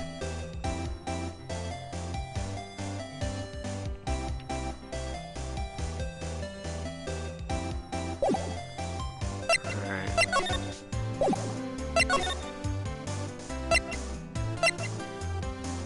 Let's go back to the law offices. Seems like Dickhead's still out. If that wasn't the most over-the-top clearing of the throat I've ever heard. Aha! So you're the one they say has been looking for me. Yes, that's me. He looks even grander than I imagined. That badge on your collar. Ah, so you're a lawyer, are you now? Yes, well, yes. And what do you want? I'm not particularly busy these days. Please, proceed. Not busy? Then how come no one could get in touch with you? Something the matter? You came to see the one and only Marvin Grossberg, did you not? Well, here I am, boy. What do you want? Out with it. Well, sir, actually, it's about Maya. Maya Fey.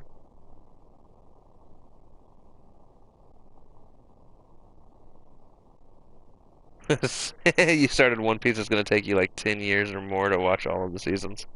I believe it, man. I believe it. Ah, yes. Maya Fey. Go on. Why the strange reaction? Cha-cha. I'm really quite busy here, son. I can't go taking cases on a day's notice. No, it's quite impossible. Wait a second. How did you know the trial was tomorrow? Anyway, I'm afraid it's entirely impossible for me to represent her. Sorry, end of discussion. What's going on? He refused me before I even got the chance to ask him. What do I tell Maya?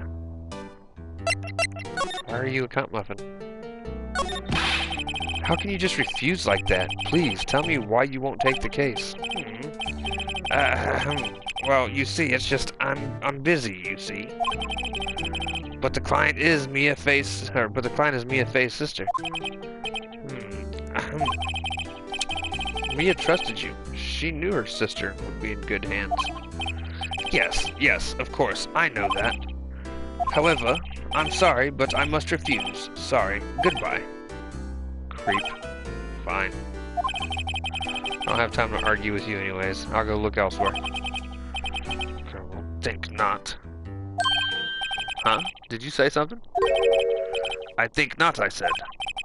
What do you mean? I'm terribly, terribly sorry, but I'm afraid that no lawyer with their salt will take on this particular case. Terribly sorry, my boy. Why? I cannot say.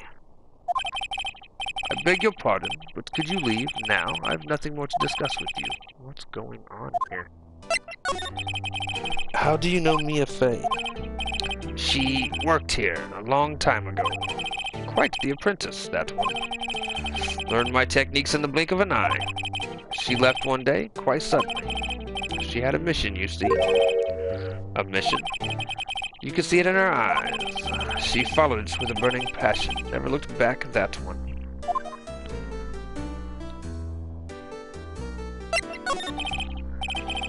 That's quite a painting. Aha! You noticed. It's my pride and joy. Impressive, isn't it? Well, isn't it?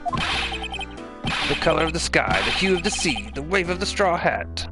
Weave of the straw hat. It's worth at least 3 million. I have no intention of parting with it, of course. No, I won't sell it, not even to you. I wasn't interested. It's not for sale. Oh, no shit. I'm not buying. Jeez.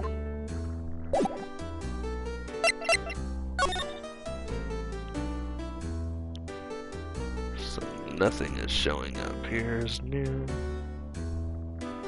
Sweet dreams are made of these.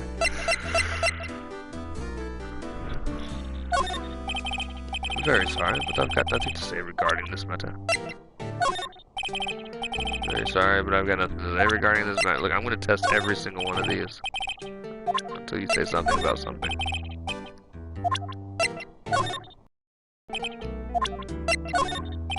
Okay, you ain't got shit to say. Alright, let's go talk to Mia. Or Maya.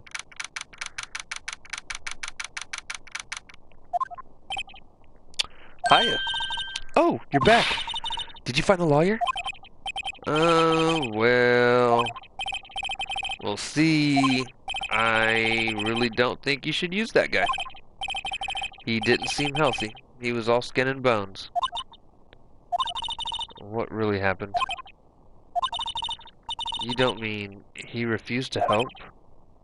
Erp. I see. I've been abandoned then. Just a little longer now before the state-appointed lawyer comes, I guess. 4 p.m. Time's up. What should I do? Do I just leave her and go home? Hell no, we're gonna defend her. I've made up my mind. I'm going to defend you whether you want me to or not. Why? Why? Well...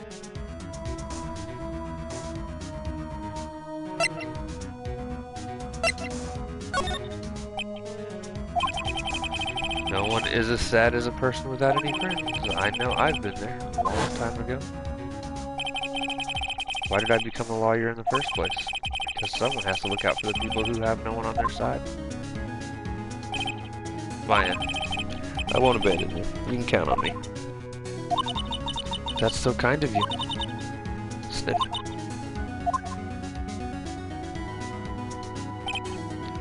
Well, let's fight this one and get you out of here.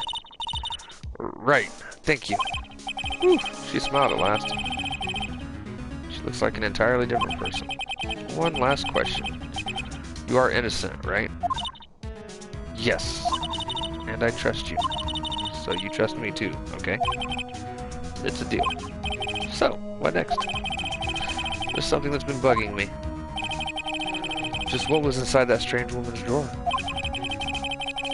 It was when I tried to look in the drawer that she got all defensive. There has to be something in there.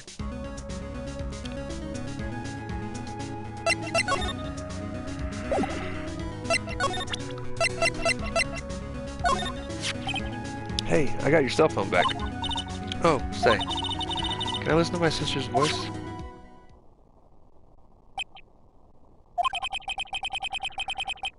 Maya's eyes closed, she listened to every word with such intensity. Before long, tears began to roll down her cheeks. Thank you.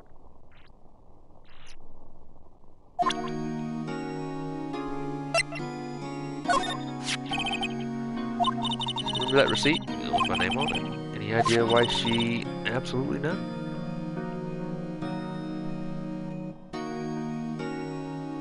Full Metal Alchemist is your favorite anime? My favorite anime is called Berserk. Absolutely none. Do you trust me? I trust you. Why? Don't you think I did it too? No, I don't. It's just a hunch, but that detective thinks I did it.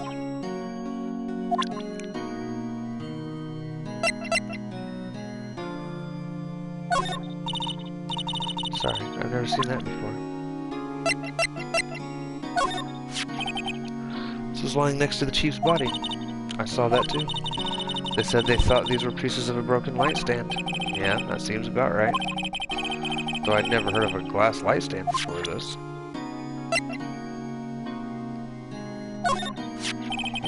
I wanted to ask you about the murder weapon. Poor sis. Sniff. Better not ask her about this now.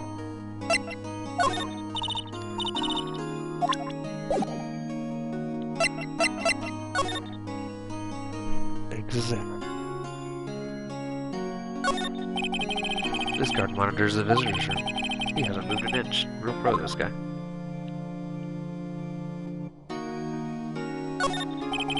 Smile for the camera.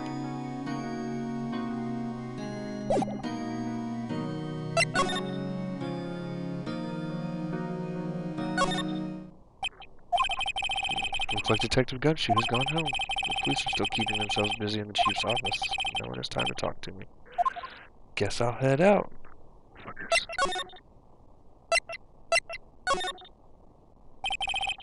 Good afternoon, sir. Excuse me, you are? Ah, I beg your pardon, sir. I am the bellboy of this establishment, at your service, sir. Oh, right. I've just come up to deliver room service, sir. Do you know where Miss May might be? I believe our guest, Miss May, is currently using the, facilities? If you've no need of anything, I'll be taking my leave. Please, stay as long as you like. Enjoy. Yeah. Wait, no, hey! Why does it seem like every time I come here, I end up embarrassing myself? Wait, now my chance to speak on the... Ah, I almost forgot. Ah! You came back quick. Might I ask you to inform Miss May that there is a message for her? Please tell her that Mr. White of Blue Corp phoned. Oh, right, sure. Mr. White of Blue Corp? Where have I heard that name before? White. That was his name. My sister told me. White was the guy who ruined Mia and Maya's mother. Could it be a coincidence?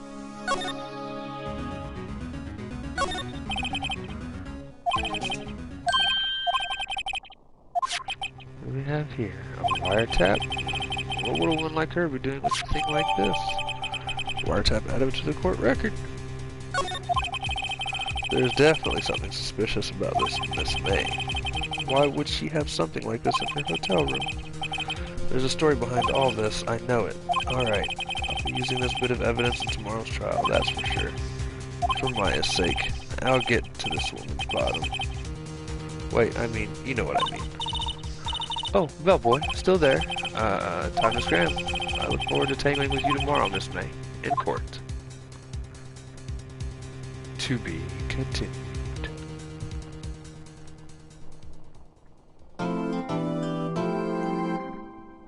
Yeah, I want to save my progress up to this point.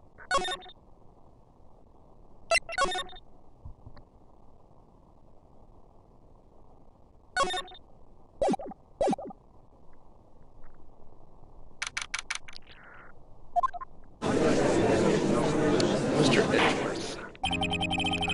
Court is now in session for the trial of Miss Maya Fay. The prosecution is ready, Your Honor. Defense is ready, Your Honor. Miles Edgeworth. I'd better not show any signs of weakness today. He'll be on me in an instant. Mr. Edgeworth, please give the court your opening statement. Thank you, Your Honor. The defendant, Miss Maya Fay, was at the scene of the crime. The prosecution has evidence she committed this murder, and we have a witness who saw her do it. The prosecution sees no reason to doubt the facts of this case, Your Honor. I see. Thank you, Mr. Edgeworth. Let's begin then. If we may call our first witness, Your Honor. The prosecution calls the chief officer at the scene, Detective Gumshoe.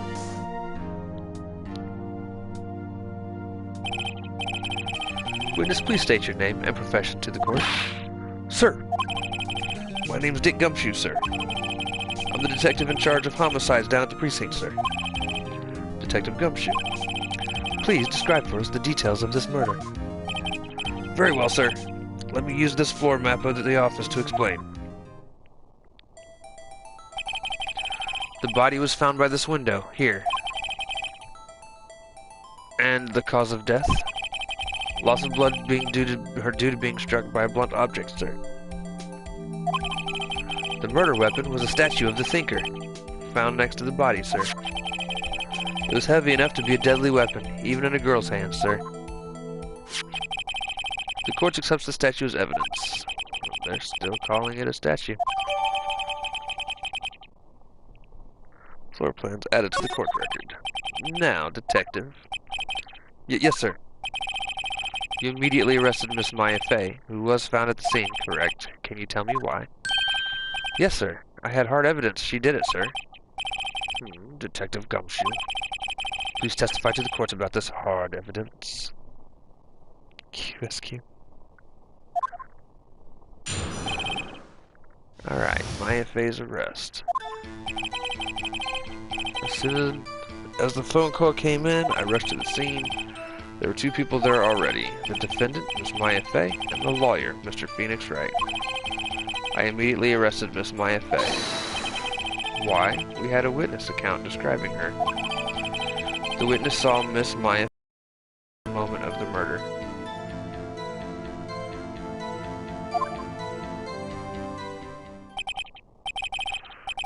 The very moment, you say. Very well. Mr. Wright, you may begin your cross-examination. Yes, Your Honor. Cross-examine what? I couldn't see a single contradiction. Whoosh. Smack. Hey, Maya just threw something at me. What's this? When my sister couldn't find any contradictions in the witness testimony, she would bluff it and press the witness on every detail. The witness always slips up and says something wrong. It worked lots of times. I should have expected Maya would know some of her sister's tricks. Alright, let's give this a try. Something the matter? No, Your Honor. I'd like to begin my cross-examination.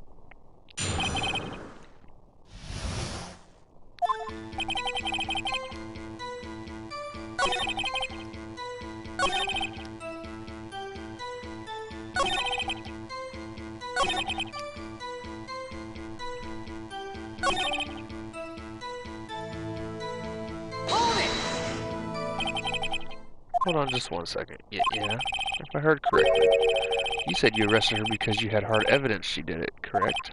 Huh? Did I say that? Me? I heard you say it. You did say it.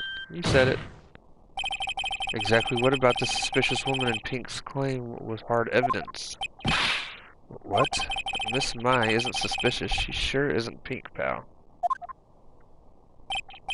Well, I guess she is Pink. That's enough. Detective Gumshoe, do you have any more solid proof other than her claims, Detective? No, you're good, Jeff. I guess pressing can have its advantages. Yes. Yeah. Sorry, I got the order of things mixed up in my testimony, Your Honor, sir. There's something I should have told you about first, Your Honor. Very well, Detective. Let's hear your testimony again.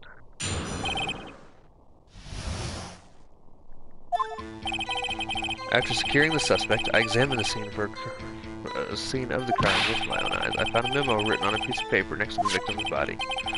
On it, the word Maya was written clearly in blood. Lab test results showed that the blood was the victim's. Also, there was blood found on the victim's finger. Before she died, the victim wrote the killer's name. How do you like that? That's my hard evidence.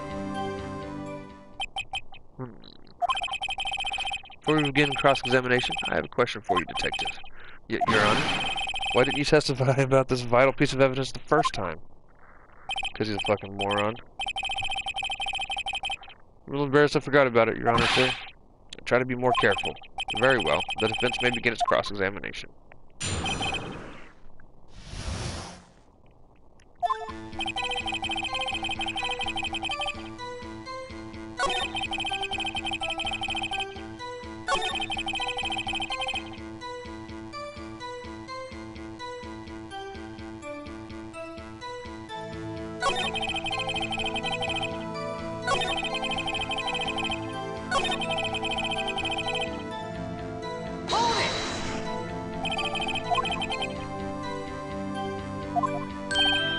Sure, happens all the time in the books and the movies. This isn't a movie, Detective. Oof. Let's talk about reality, shall we? I guess. I haven't heard of many cases. Don't you find it a little odd that the victim would write down a name? Especially the name of her own sister? Yeah, actually, you got a point, pal. Stop right there. The witness's opinion on the matter is irrelevant. The facts are clear. The victim wrote down the name of the accused. The victim told us the name of the killer. Order. Order. That didn't go so well. That's right. What he said. That's his whole testimony. Okay. There has to be a contradiction there somewhere. Let's find it.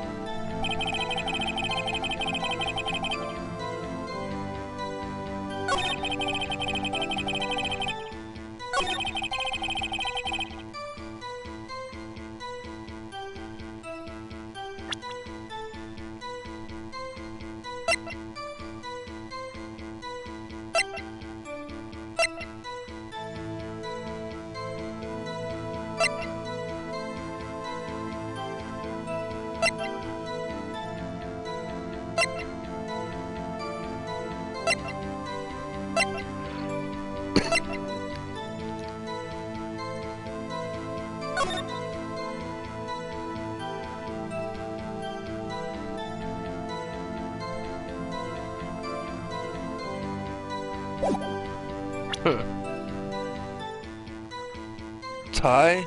Or? I don't think so. Jeff?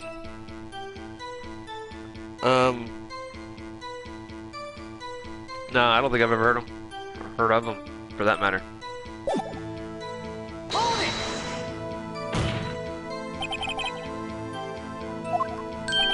Of course I do, pal. Sounded pretty confident. Might not be good.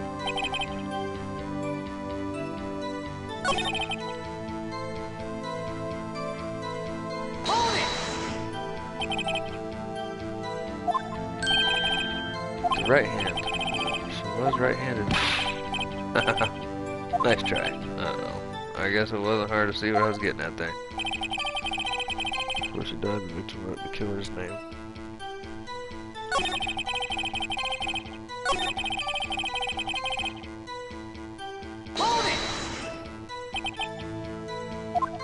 What kind of tests were these? Huh? What kind?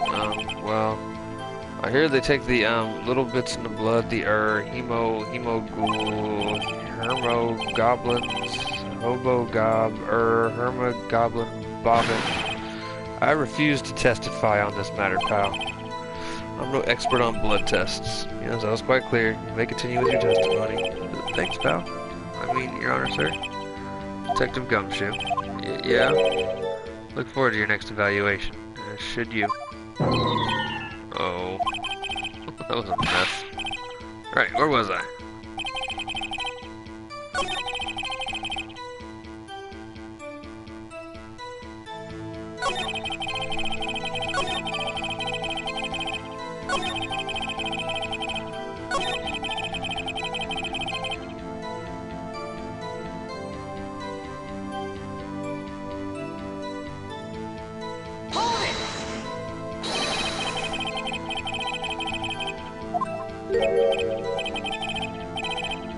Who did write a smarty pants? Who?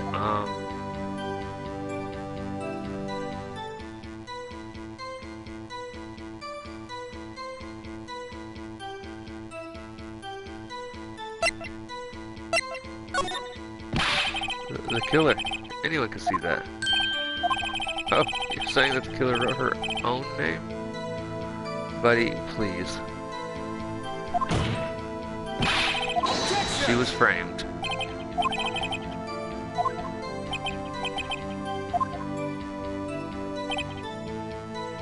Guess that was a bit of a tall order for you. Those without evidence shouldn't open their mouths, Mr. Wright. Well, Detective, tell us what was written on the memo you found. Hold it! And did you find any evidence? No, don't jump in on gummy, pal. This game seems hard. It's not too bad. You just gotta be able to analyze and think.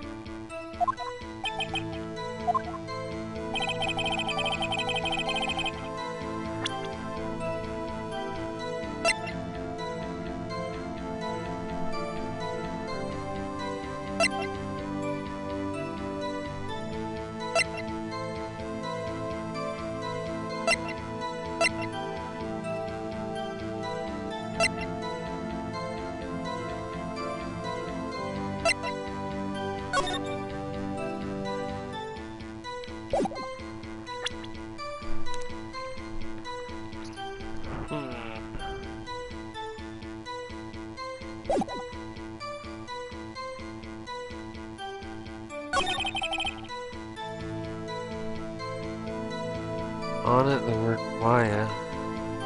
Proving blood.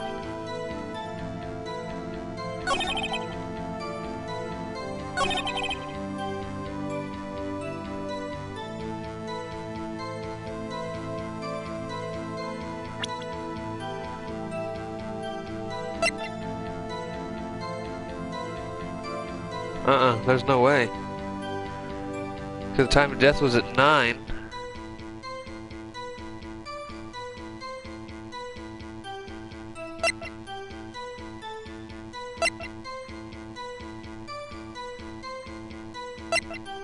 Well, it could have been.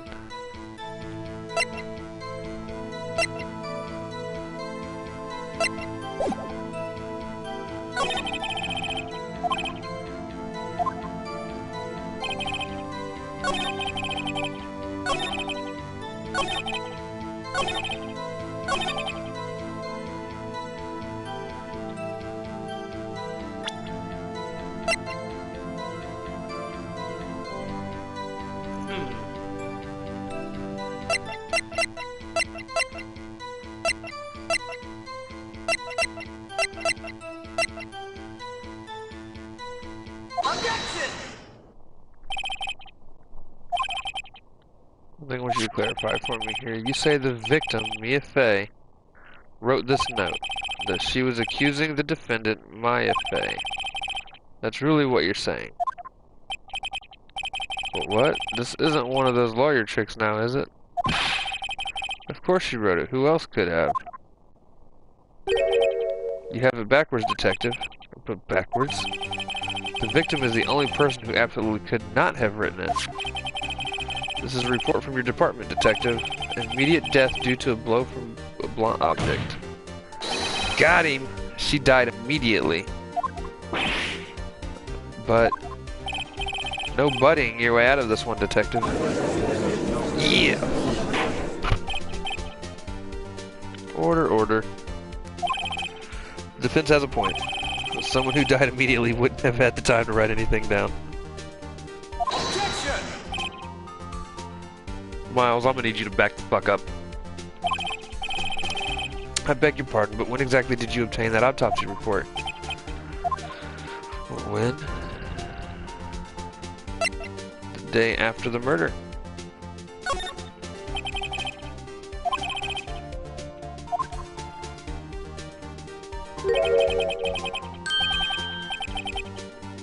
The autopsy report is outdated, Your Honor. What?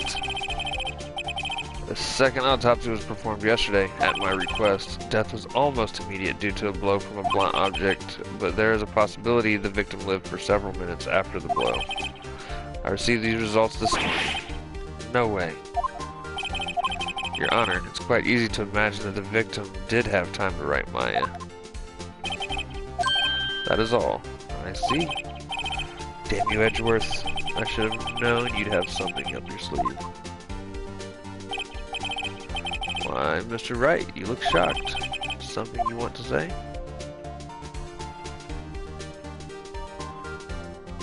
You're a sham, Edgeworth. I've heard there's nothing you wouldn't do to get your verdict. What reason could you possibly have had to request a second autopsy report?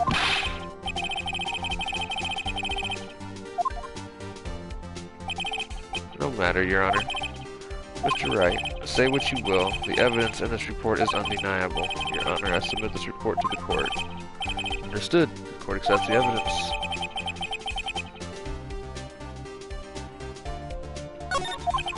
Well, Your Honor, the evidence strongly suggests the victim was identifying the killer. I suppose that's the obvious conclusion, yes?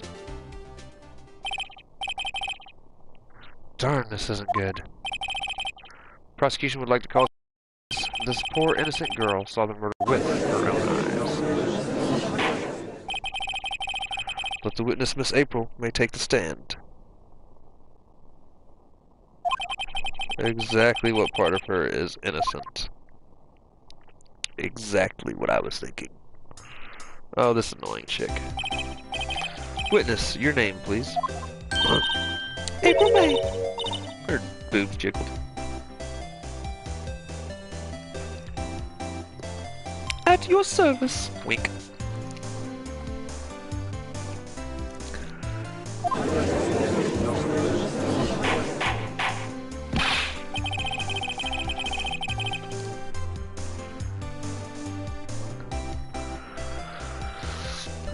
Alright.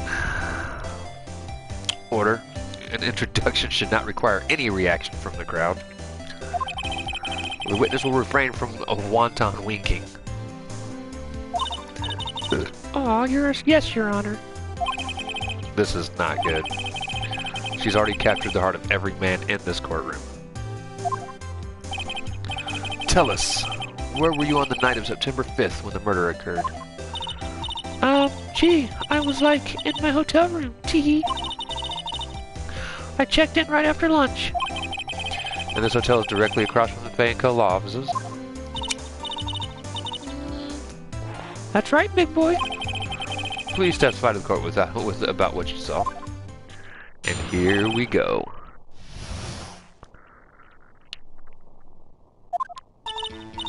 It was like 9 at night. I looked out the window, you know. And then, ooh, I saw a woman with long hair being attacked. The one attacking her was the mousy girl sitting in the defendant's chair. Then the woman, dodged to one side and ran away. But that girl, she caught up to her, and she hit her.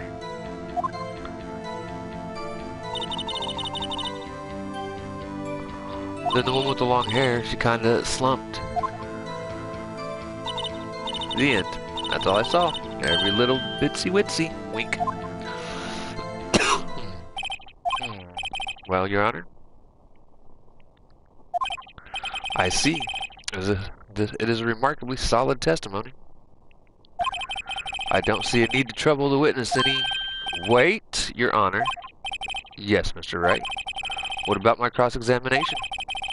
I thought the witness's testimony just now was quite firm, didn't you? Mr. Wright, I understand you were Miss Mia Fey's understudy, were you not? You must know her techniques well. Her cowardly way of finding tiny faults in perfectly good testimonies. Hey, how dare you? Well, Mr. Wright, will you cross-examine the witness? Yeah. I'll gladly proceed with the cross-examination, if only because I have a feeling Edgeworth doesn't want me to.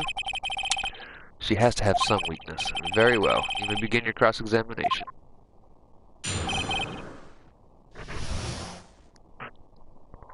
We're gonna press everything. It was like 9 a.m. Or it was like 9 at night. I looked out the window, you know. Hold it! Why did you do that? Huh? Why? Why what? Why did you look out the window? Were you expecting to see something? Oh, well, gee. What? That's it? She can't get out of this question that easily. I sorta, you know. I had a feeling. Well, I have a feeling she's trying to avoid the question. Maybe I should press a bit harder on this one. Let's see how far I can run with this. Surely you must have had a reason to look out your window at that time of night.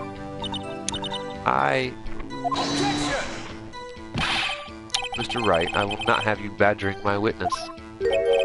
Badgering? You insist on needling her with these trivial questions. I really don't think it should be allowed. The poor girl. Order, Mr. Wright. You have been warned.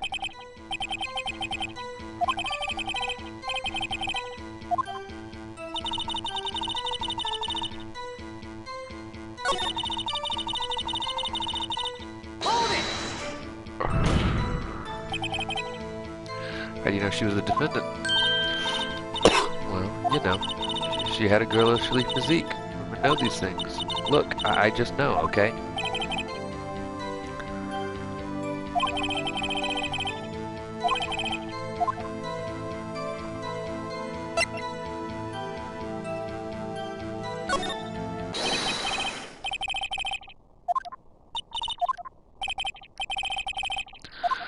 I'm willing to bet that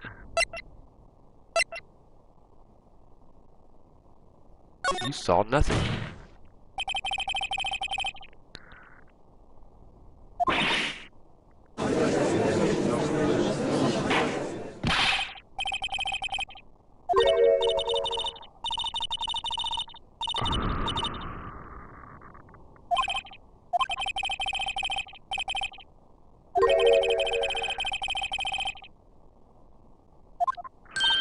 You would have noticed her clothes before noticing her physique.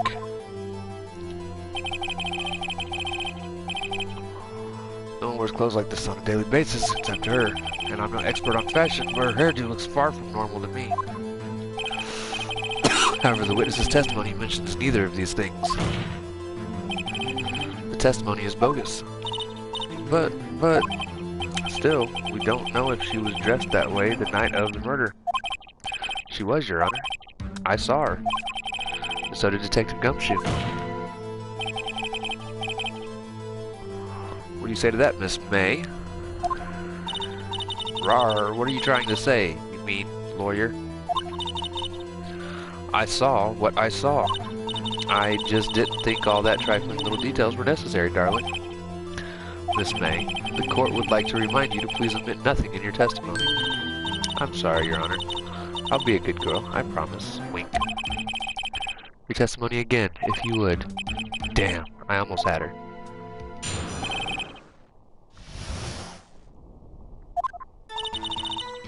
I did see everything. I did. The victim, the woman, dodged the first attack and ran off to the right. Then the girl in the hippie clothes ran after her. And she hit her with that weapon. I saw it. I did. That clock. That kind of statuette clock. The thinker, I think. Well, does the accuracy of my report not startle you? Teehee. I see. I only wish you had been so detailed from the beginning. Please begin the cross-examination.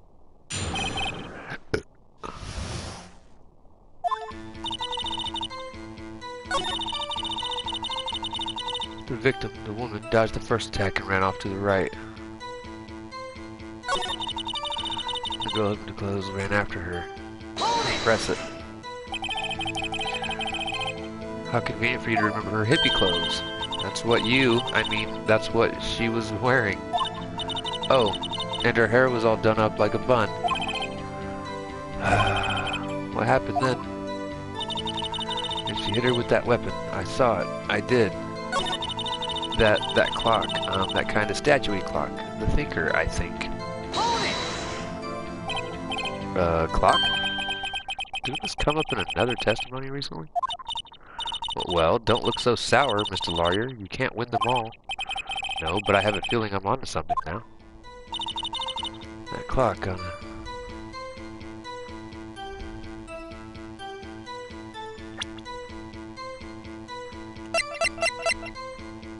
Objection!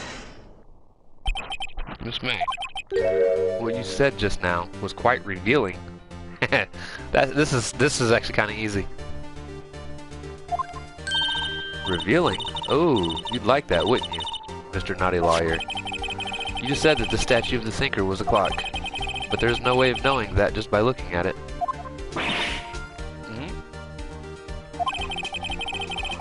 Another person in much the same position as you recently called this a clock too, and he was found guilty of murder. Order. Miss May, can you explain how you know this was a clock? Oh, Objection! The witness saw the murder with her own eyes. That's all that's important here. The defense is trying to confuse the issue with trivial concerns. Yes, of course. You will withdraw your question, Mr. Wright. But questions are all I have, Your Honor. And as you may recall, I've caught murderers with these questions before. Well, only once. Objection sustained. You may continue to question the witness. Whew, that was close. If you had stopped me there, the trial would have been over. Huh, what? So, what happens now? What happens now is you answer my question. How did you know it was a clock? Ooh. What? That's... because I heard it. Yes, I heard it say the time. So, you've been to the law offices of Fay & Co. No, hey, I didn't say that. Why would I go there? I heard it from my hotel room. Hee hee. The law offices of Fay & Co., where the murder took place, is very close to the hotel. She could easily have heard the clock. Well, Mr. Wright, are you satisfied? Nope. Your Honor, I can't give up now. It didn't have its insides. She couldn't have heard it.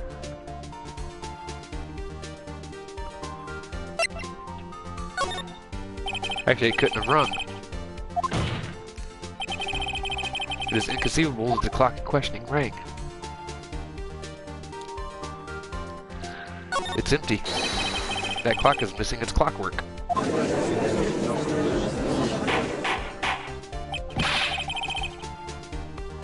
How could you possibly... Just take a look, right now.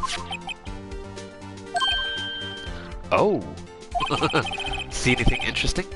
I love this game. It is as the defense says. This clock is missing its clockwork. It's quite empty. Mr. Wright, would you care to explain to the court the meaning of this? It is as you can see. The clock was empty. It couldn't have rung. Therefore, this witness is a big fat liar. Fat? Well, Miss May. Tisk tisk. Quite a show you've put on for us, Mr. Wright. He knew the clock was empty. Somehow, he knew. I'm afraid you've forgotten one thing, however. Indeed, the clock is empty. As you say, it can't ring. However, we must ask, when was the clockwork removed? If it was after the witness heard the clock, then there is no contradiction. Ah, but I've got the piece of evidence that proves otherwise. That's true. That is a possibility. The clock might have been emptied after she heard it. And that is exactly what happened, Your Honor.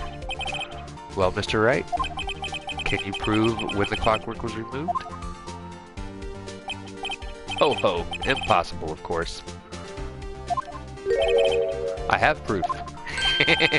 What? Wasn't it you who told me proof is everything? Well, I was listening. And now I'll show you the proof you like so much. The evidence that proves when the clockwork was removed is the phone call. Take that! Take a look at this. That's a very cute cell phone. Ooh, you have a girly phone. Wait, this isn't my phone. Listen. This is the defendant's cell phone, and it contains a recording. A recording of a conversation she had with the victim on the day of the murder.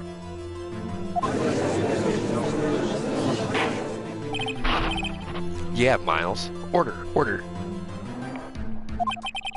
The defendant's cell phone? This wasn't brought to my attention. Perhaps Detective Gumshoe overlooked it. The good detective better remember he's up for evaluation soon.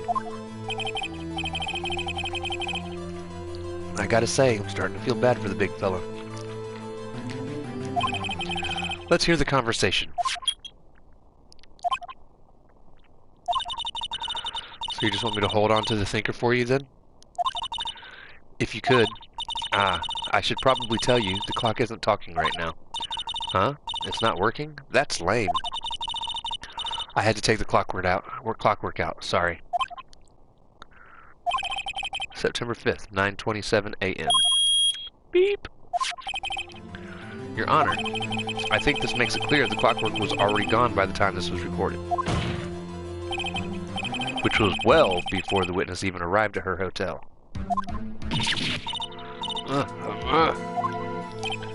Well, Miss May, would you care to explain this to the court?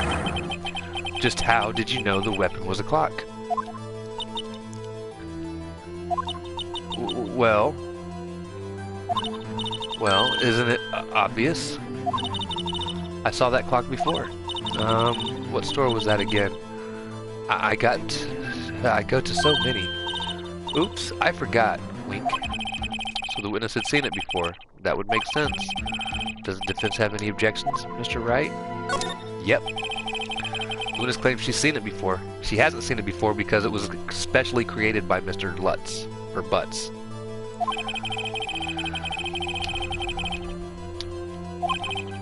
Well then, let's see it. Please produce this evidence that will prove the witness has not seen the clock before. Take that! It's simple. This clock was never in any store. Ever. What? A friend of mine made that clock. Only two exist in the world. And the one that isn't here is in police custody. Impossible. Everything is sold in stores. Miss May, I think it's high time you went shopping for a better excuse. Oh, excuse is not on sale today?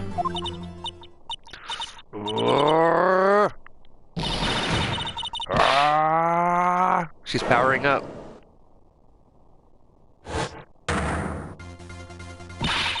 What's it to you, porcupine head? That stupid clock doesn't matter, okay? She did it, and she should die for it. Die.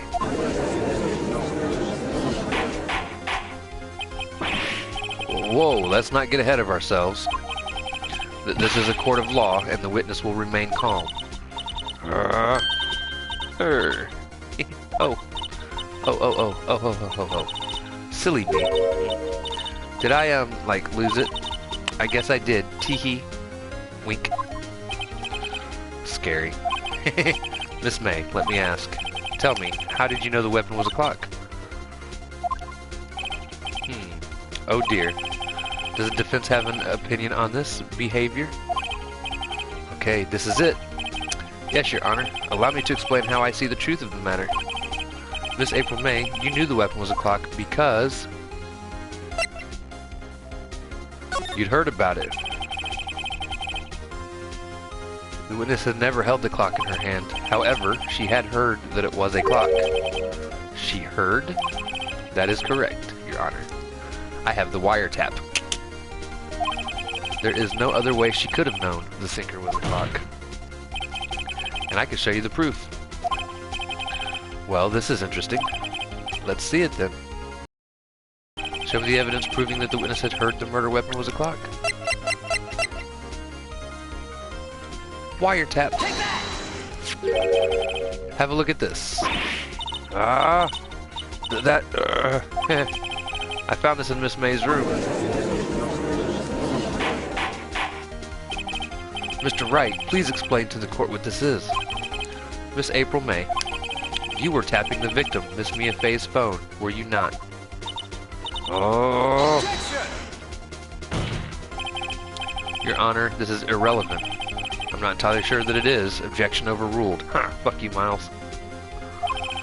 It troubles me that our witness was in possession of a wiretap. This is outrageous. Does the defense truly claim that the witness was tapping her phone? Absolutely.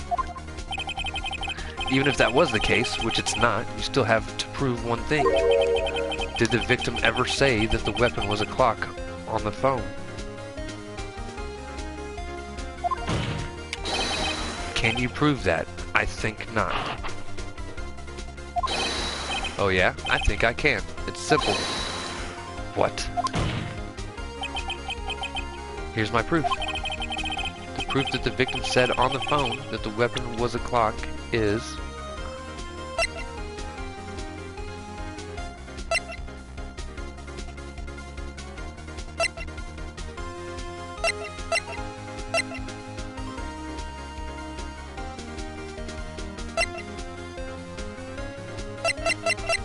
the phone conversation itself.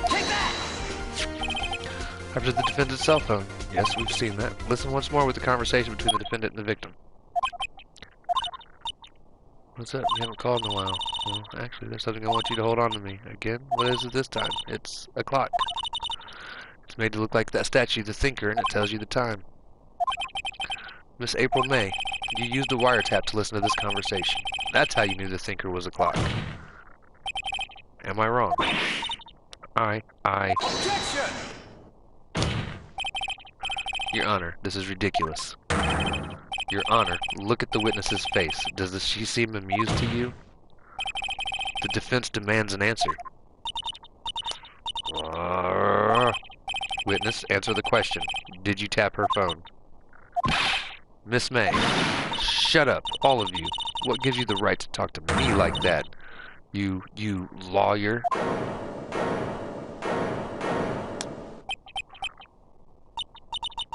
It's not fair. All of you ganging up on me like that. Oh, so I'm the bad girl. Is that it? Is that it? That did it. The court's seen the real Miss April May now. Now to deal the final blow.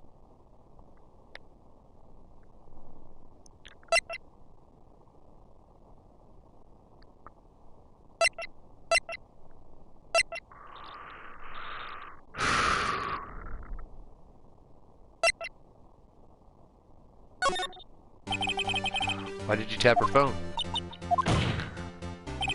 Answer the question. Do I have to? Isn't this a murder trial? Isn't tippity tapping irrelevant? She's saying exactly what Edwards wants her to say. Miss May, you were tapping the victim's phone. I hardly call that irrelevant. Do not condone the defense's tone of voice. He has a point. Well, Miss May, do you have an explanation for the court? Can you prove you had nothing to do with this murder, even though you tapped her phone? I'd like to see her pull that off. Mr. Lawyer, I saw that evil grin. You were probably thinking, I'd like to see her pull that off, weren't you? Damn, she's good. Well, you're not the first man who's thought that, and of course, I can and will. You can't be serious. No way. Way, I say. Way. Oh, and I assure you this, I'm serious, Mr. Lawyer. Okay, so, the killing happened around 9 at night. Why, that's just when I was getting room service from the sweet bellboy. Room service? Iced coffee, I believe it was. Iced coffee, you know, like normal coffee, but cold. If you don't drink it quick, the ice melts and then you have regular cold coffee. Iced coffee? Think I'm making this up? Ask the bellboy. Wink. Ergo, the witness was not on the scene at the time of the murder.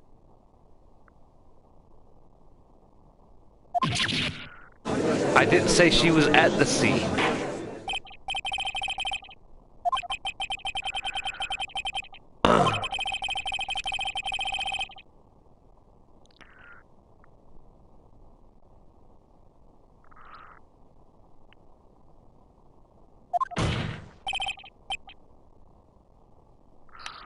No bearing on the current case whatsoever. Her testimony stands. She saw the defendant, Maya Fey, commit murder. No, they're gonna let her just walk away.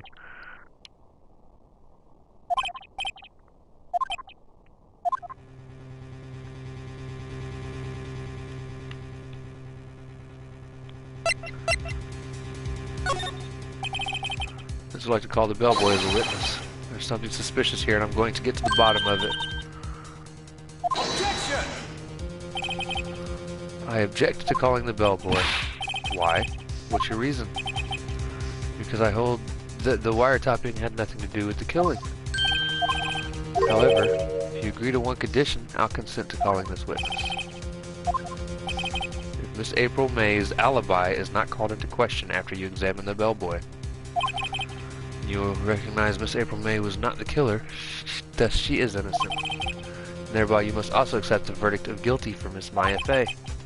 That is my condition. I better find something suspicious in that bellboy's testimony. Accept the condition. Alright, I've got nothing to lose, except for, well, everything. Understood. Accept your condition.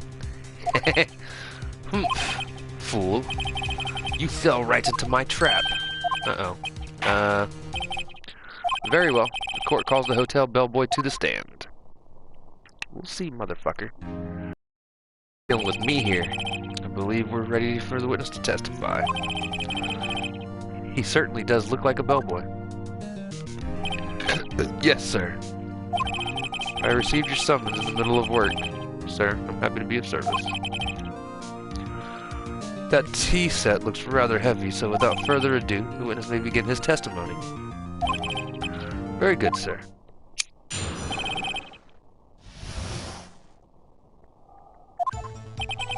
I am the head bellboy at the fine Gatewater Hotel, in business for 4 generations. I believe I received a call after 8 in the evening from our guest, Miss May. She asked for an iced coffee to be brought up to her at 9 on the dot, sir. I brought it to her at precisely the requested time, of course. And I delivered the iced coffee to our guest, Miss May herself. Then she couldn't have seen the murder.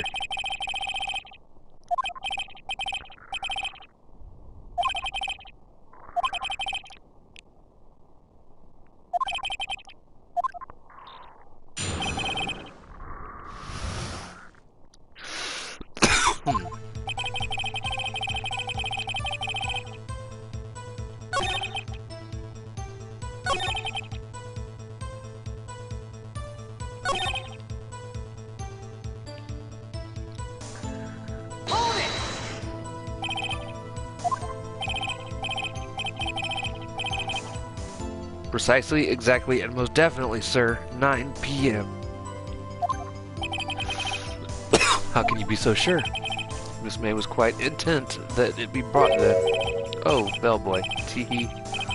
I'd like that coffee exactly 9 o'clock, something like that, sir.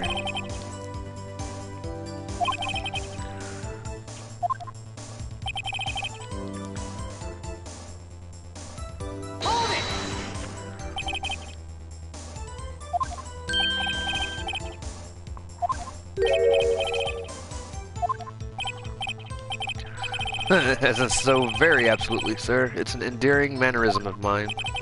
How come you're so very certain? Well, when I brought the room service, sir, the guest, sir, favored me with an embarrassment, sir.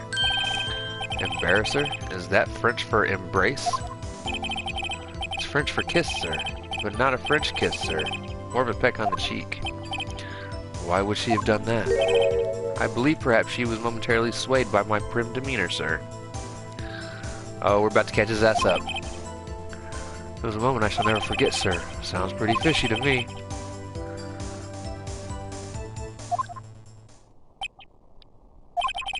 It's no good. There's nothing there. Is that it?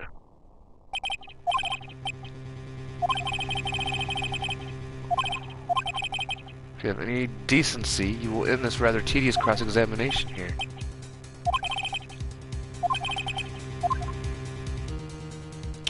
Protest.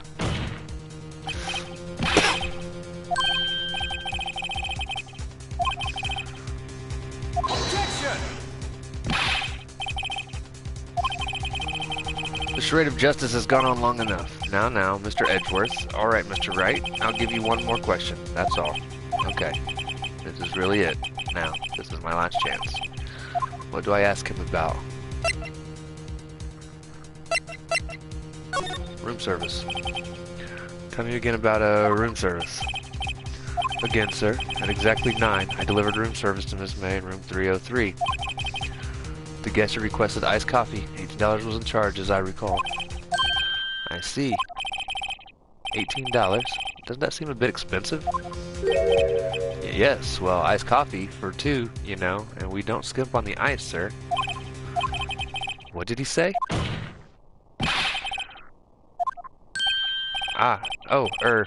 Rather, quite. Bellboy, tell us the truth now. Was someone else staying in Miss May's room? Objection! I object. That was objectionable. Objection overruled. The witness will answer the question. Yes, I see. Why did you not mention this in your testimony? Well, sir, you didn't ask. Nice try. That's the sort of thing you're normally supposed to mention. Ah, yes, quite. Indeed. It was the, good barrister there, Mr. Edgeworth, who... He asked me not to mention it if I wasn't specifically asked, sir. Oof. You fool! I've done it. I've won. Miss April May checked into a twin room with a man, correct? Yes, sir. Then when you brought them room service, you didn't see that man in the room? That's right, sir. Your Honor, we have just learned of another person involved who may have been the murderer. In light of this new fact, I hold it that it's impossible to judge the defendant. Wouldn't you agree, Mr. Edgeworth? And who, Mr. Wright, who is this other person? Simple. It was...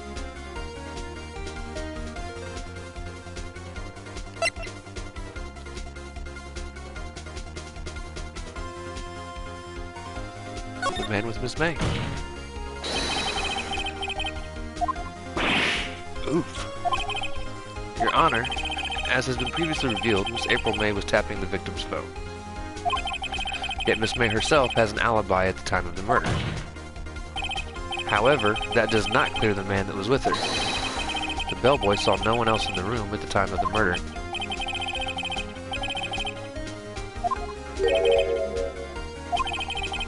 I suppose you'd like it if I was too late, wouldn't you?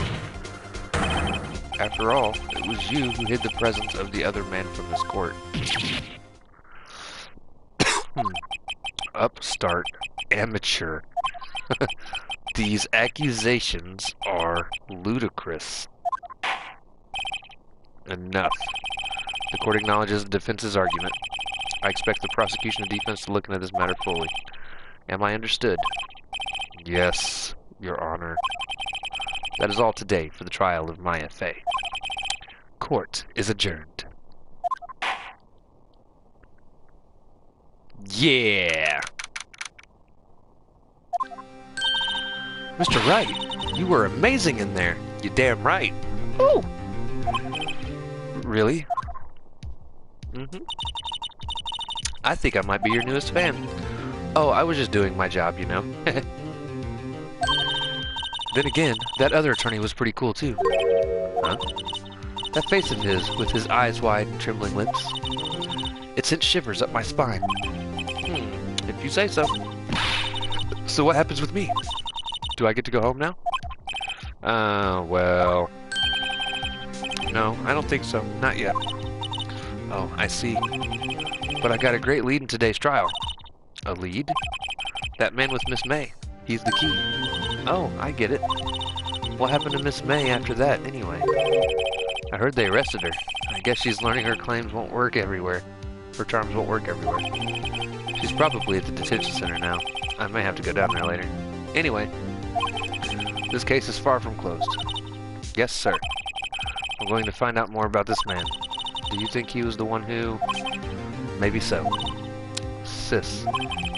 Don't worry, I'll find him by tomorrow, I promise. I'm counting on you.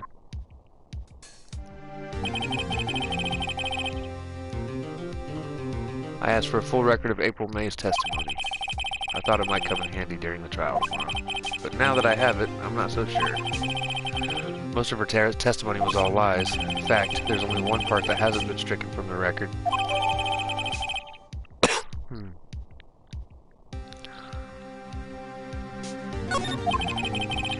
I don't know how much good this will do me all at all now. Anyway, time to hit the pavement and do some investigating. Maya doesn't belong in that detention center, and it's up to me to set her free. To be continued. These were such good games, man. Save your progress.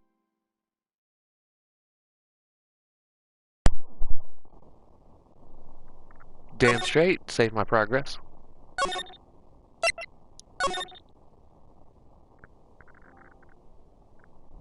Alright.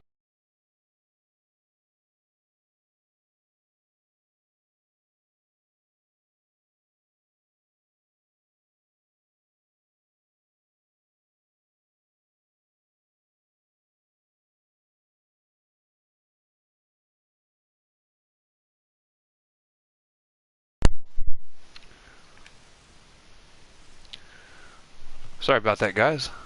Sorry about that, my mic died. Or my controller died.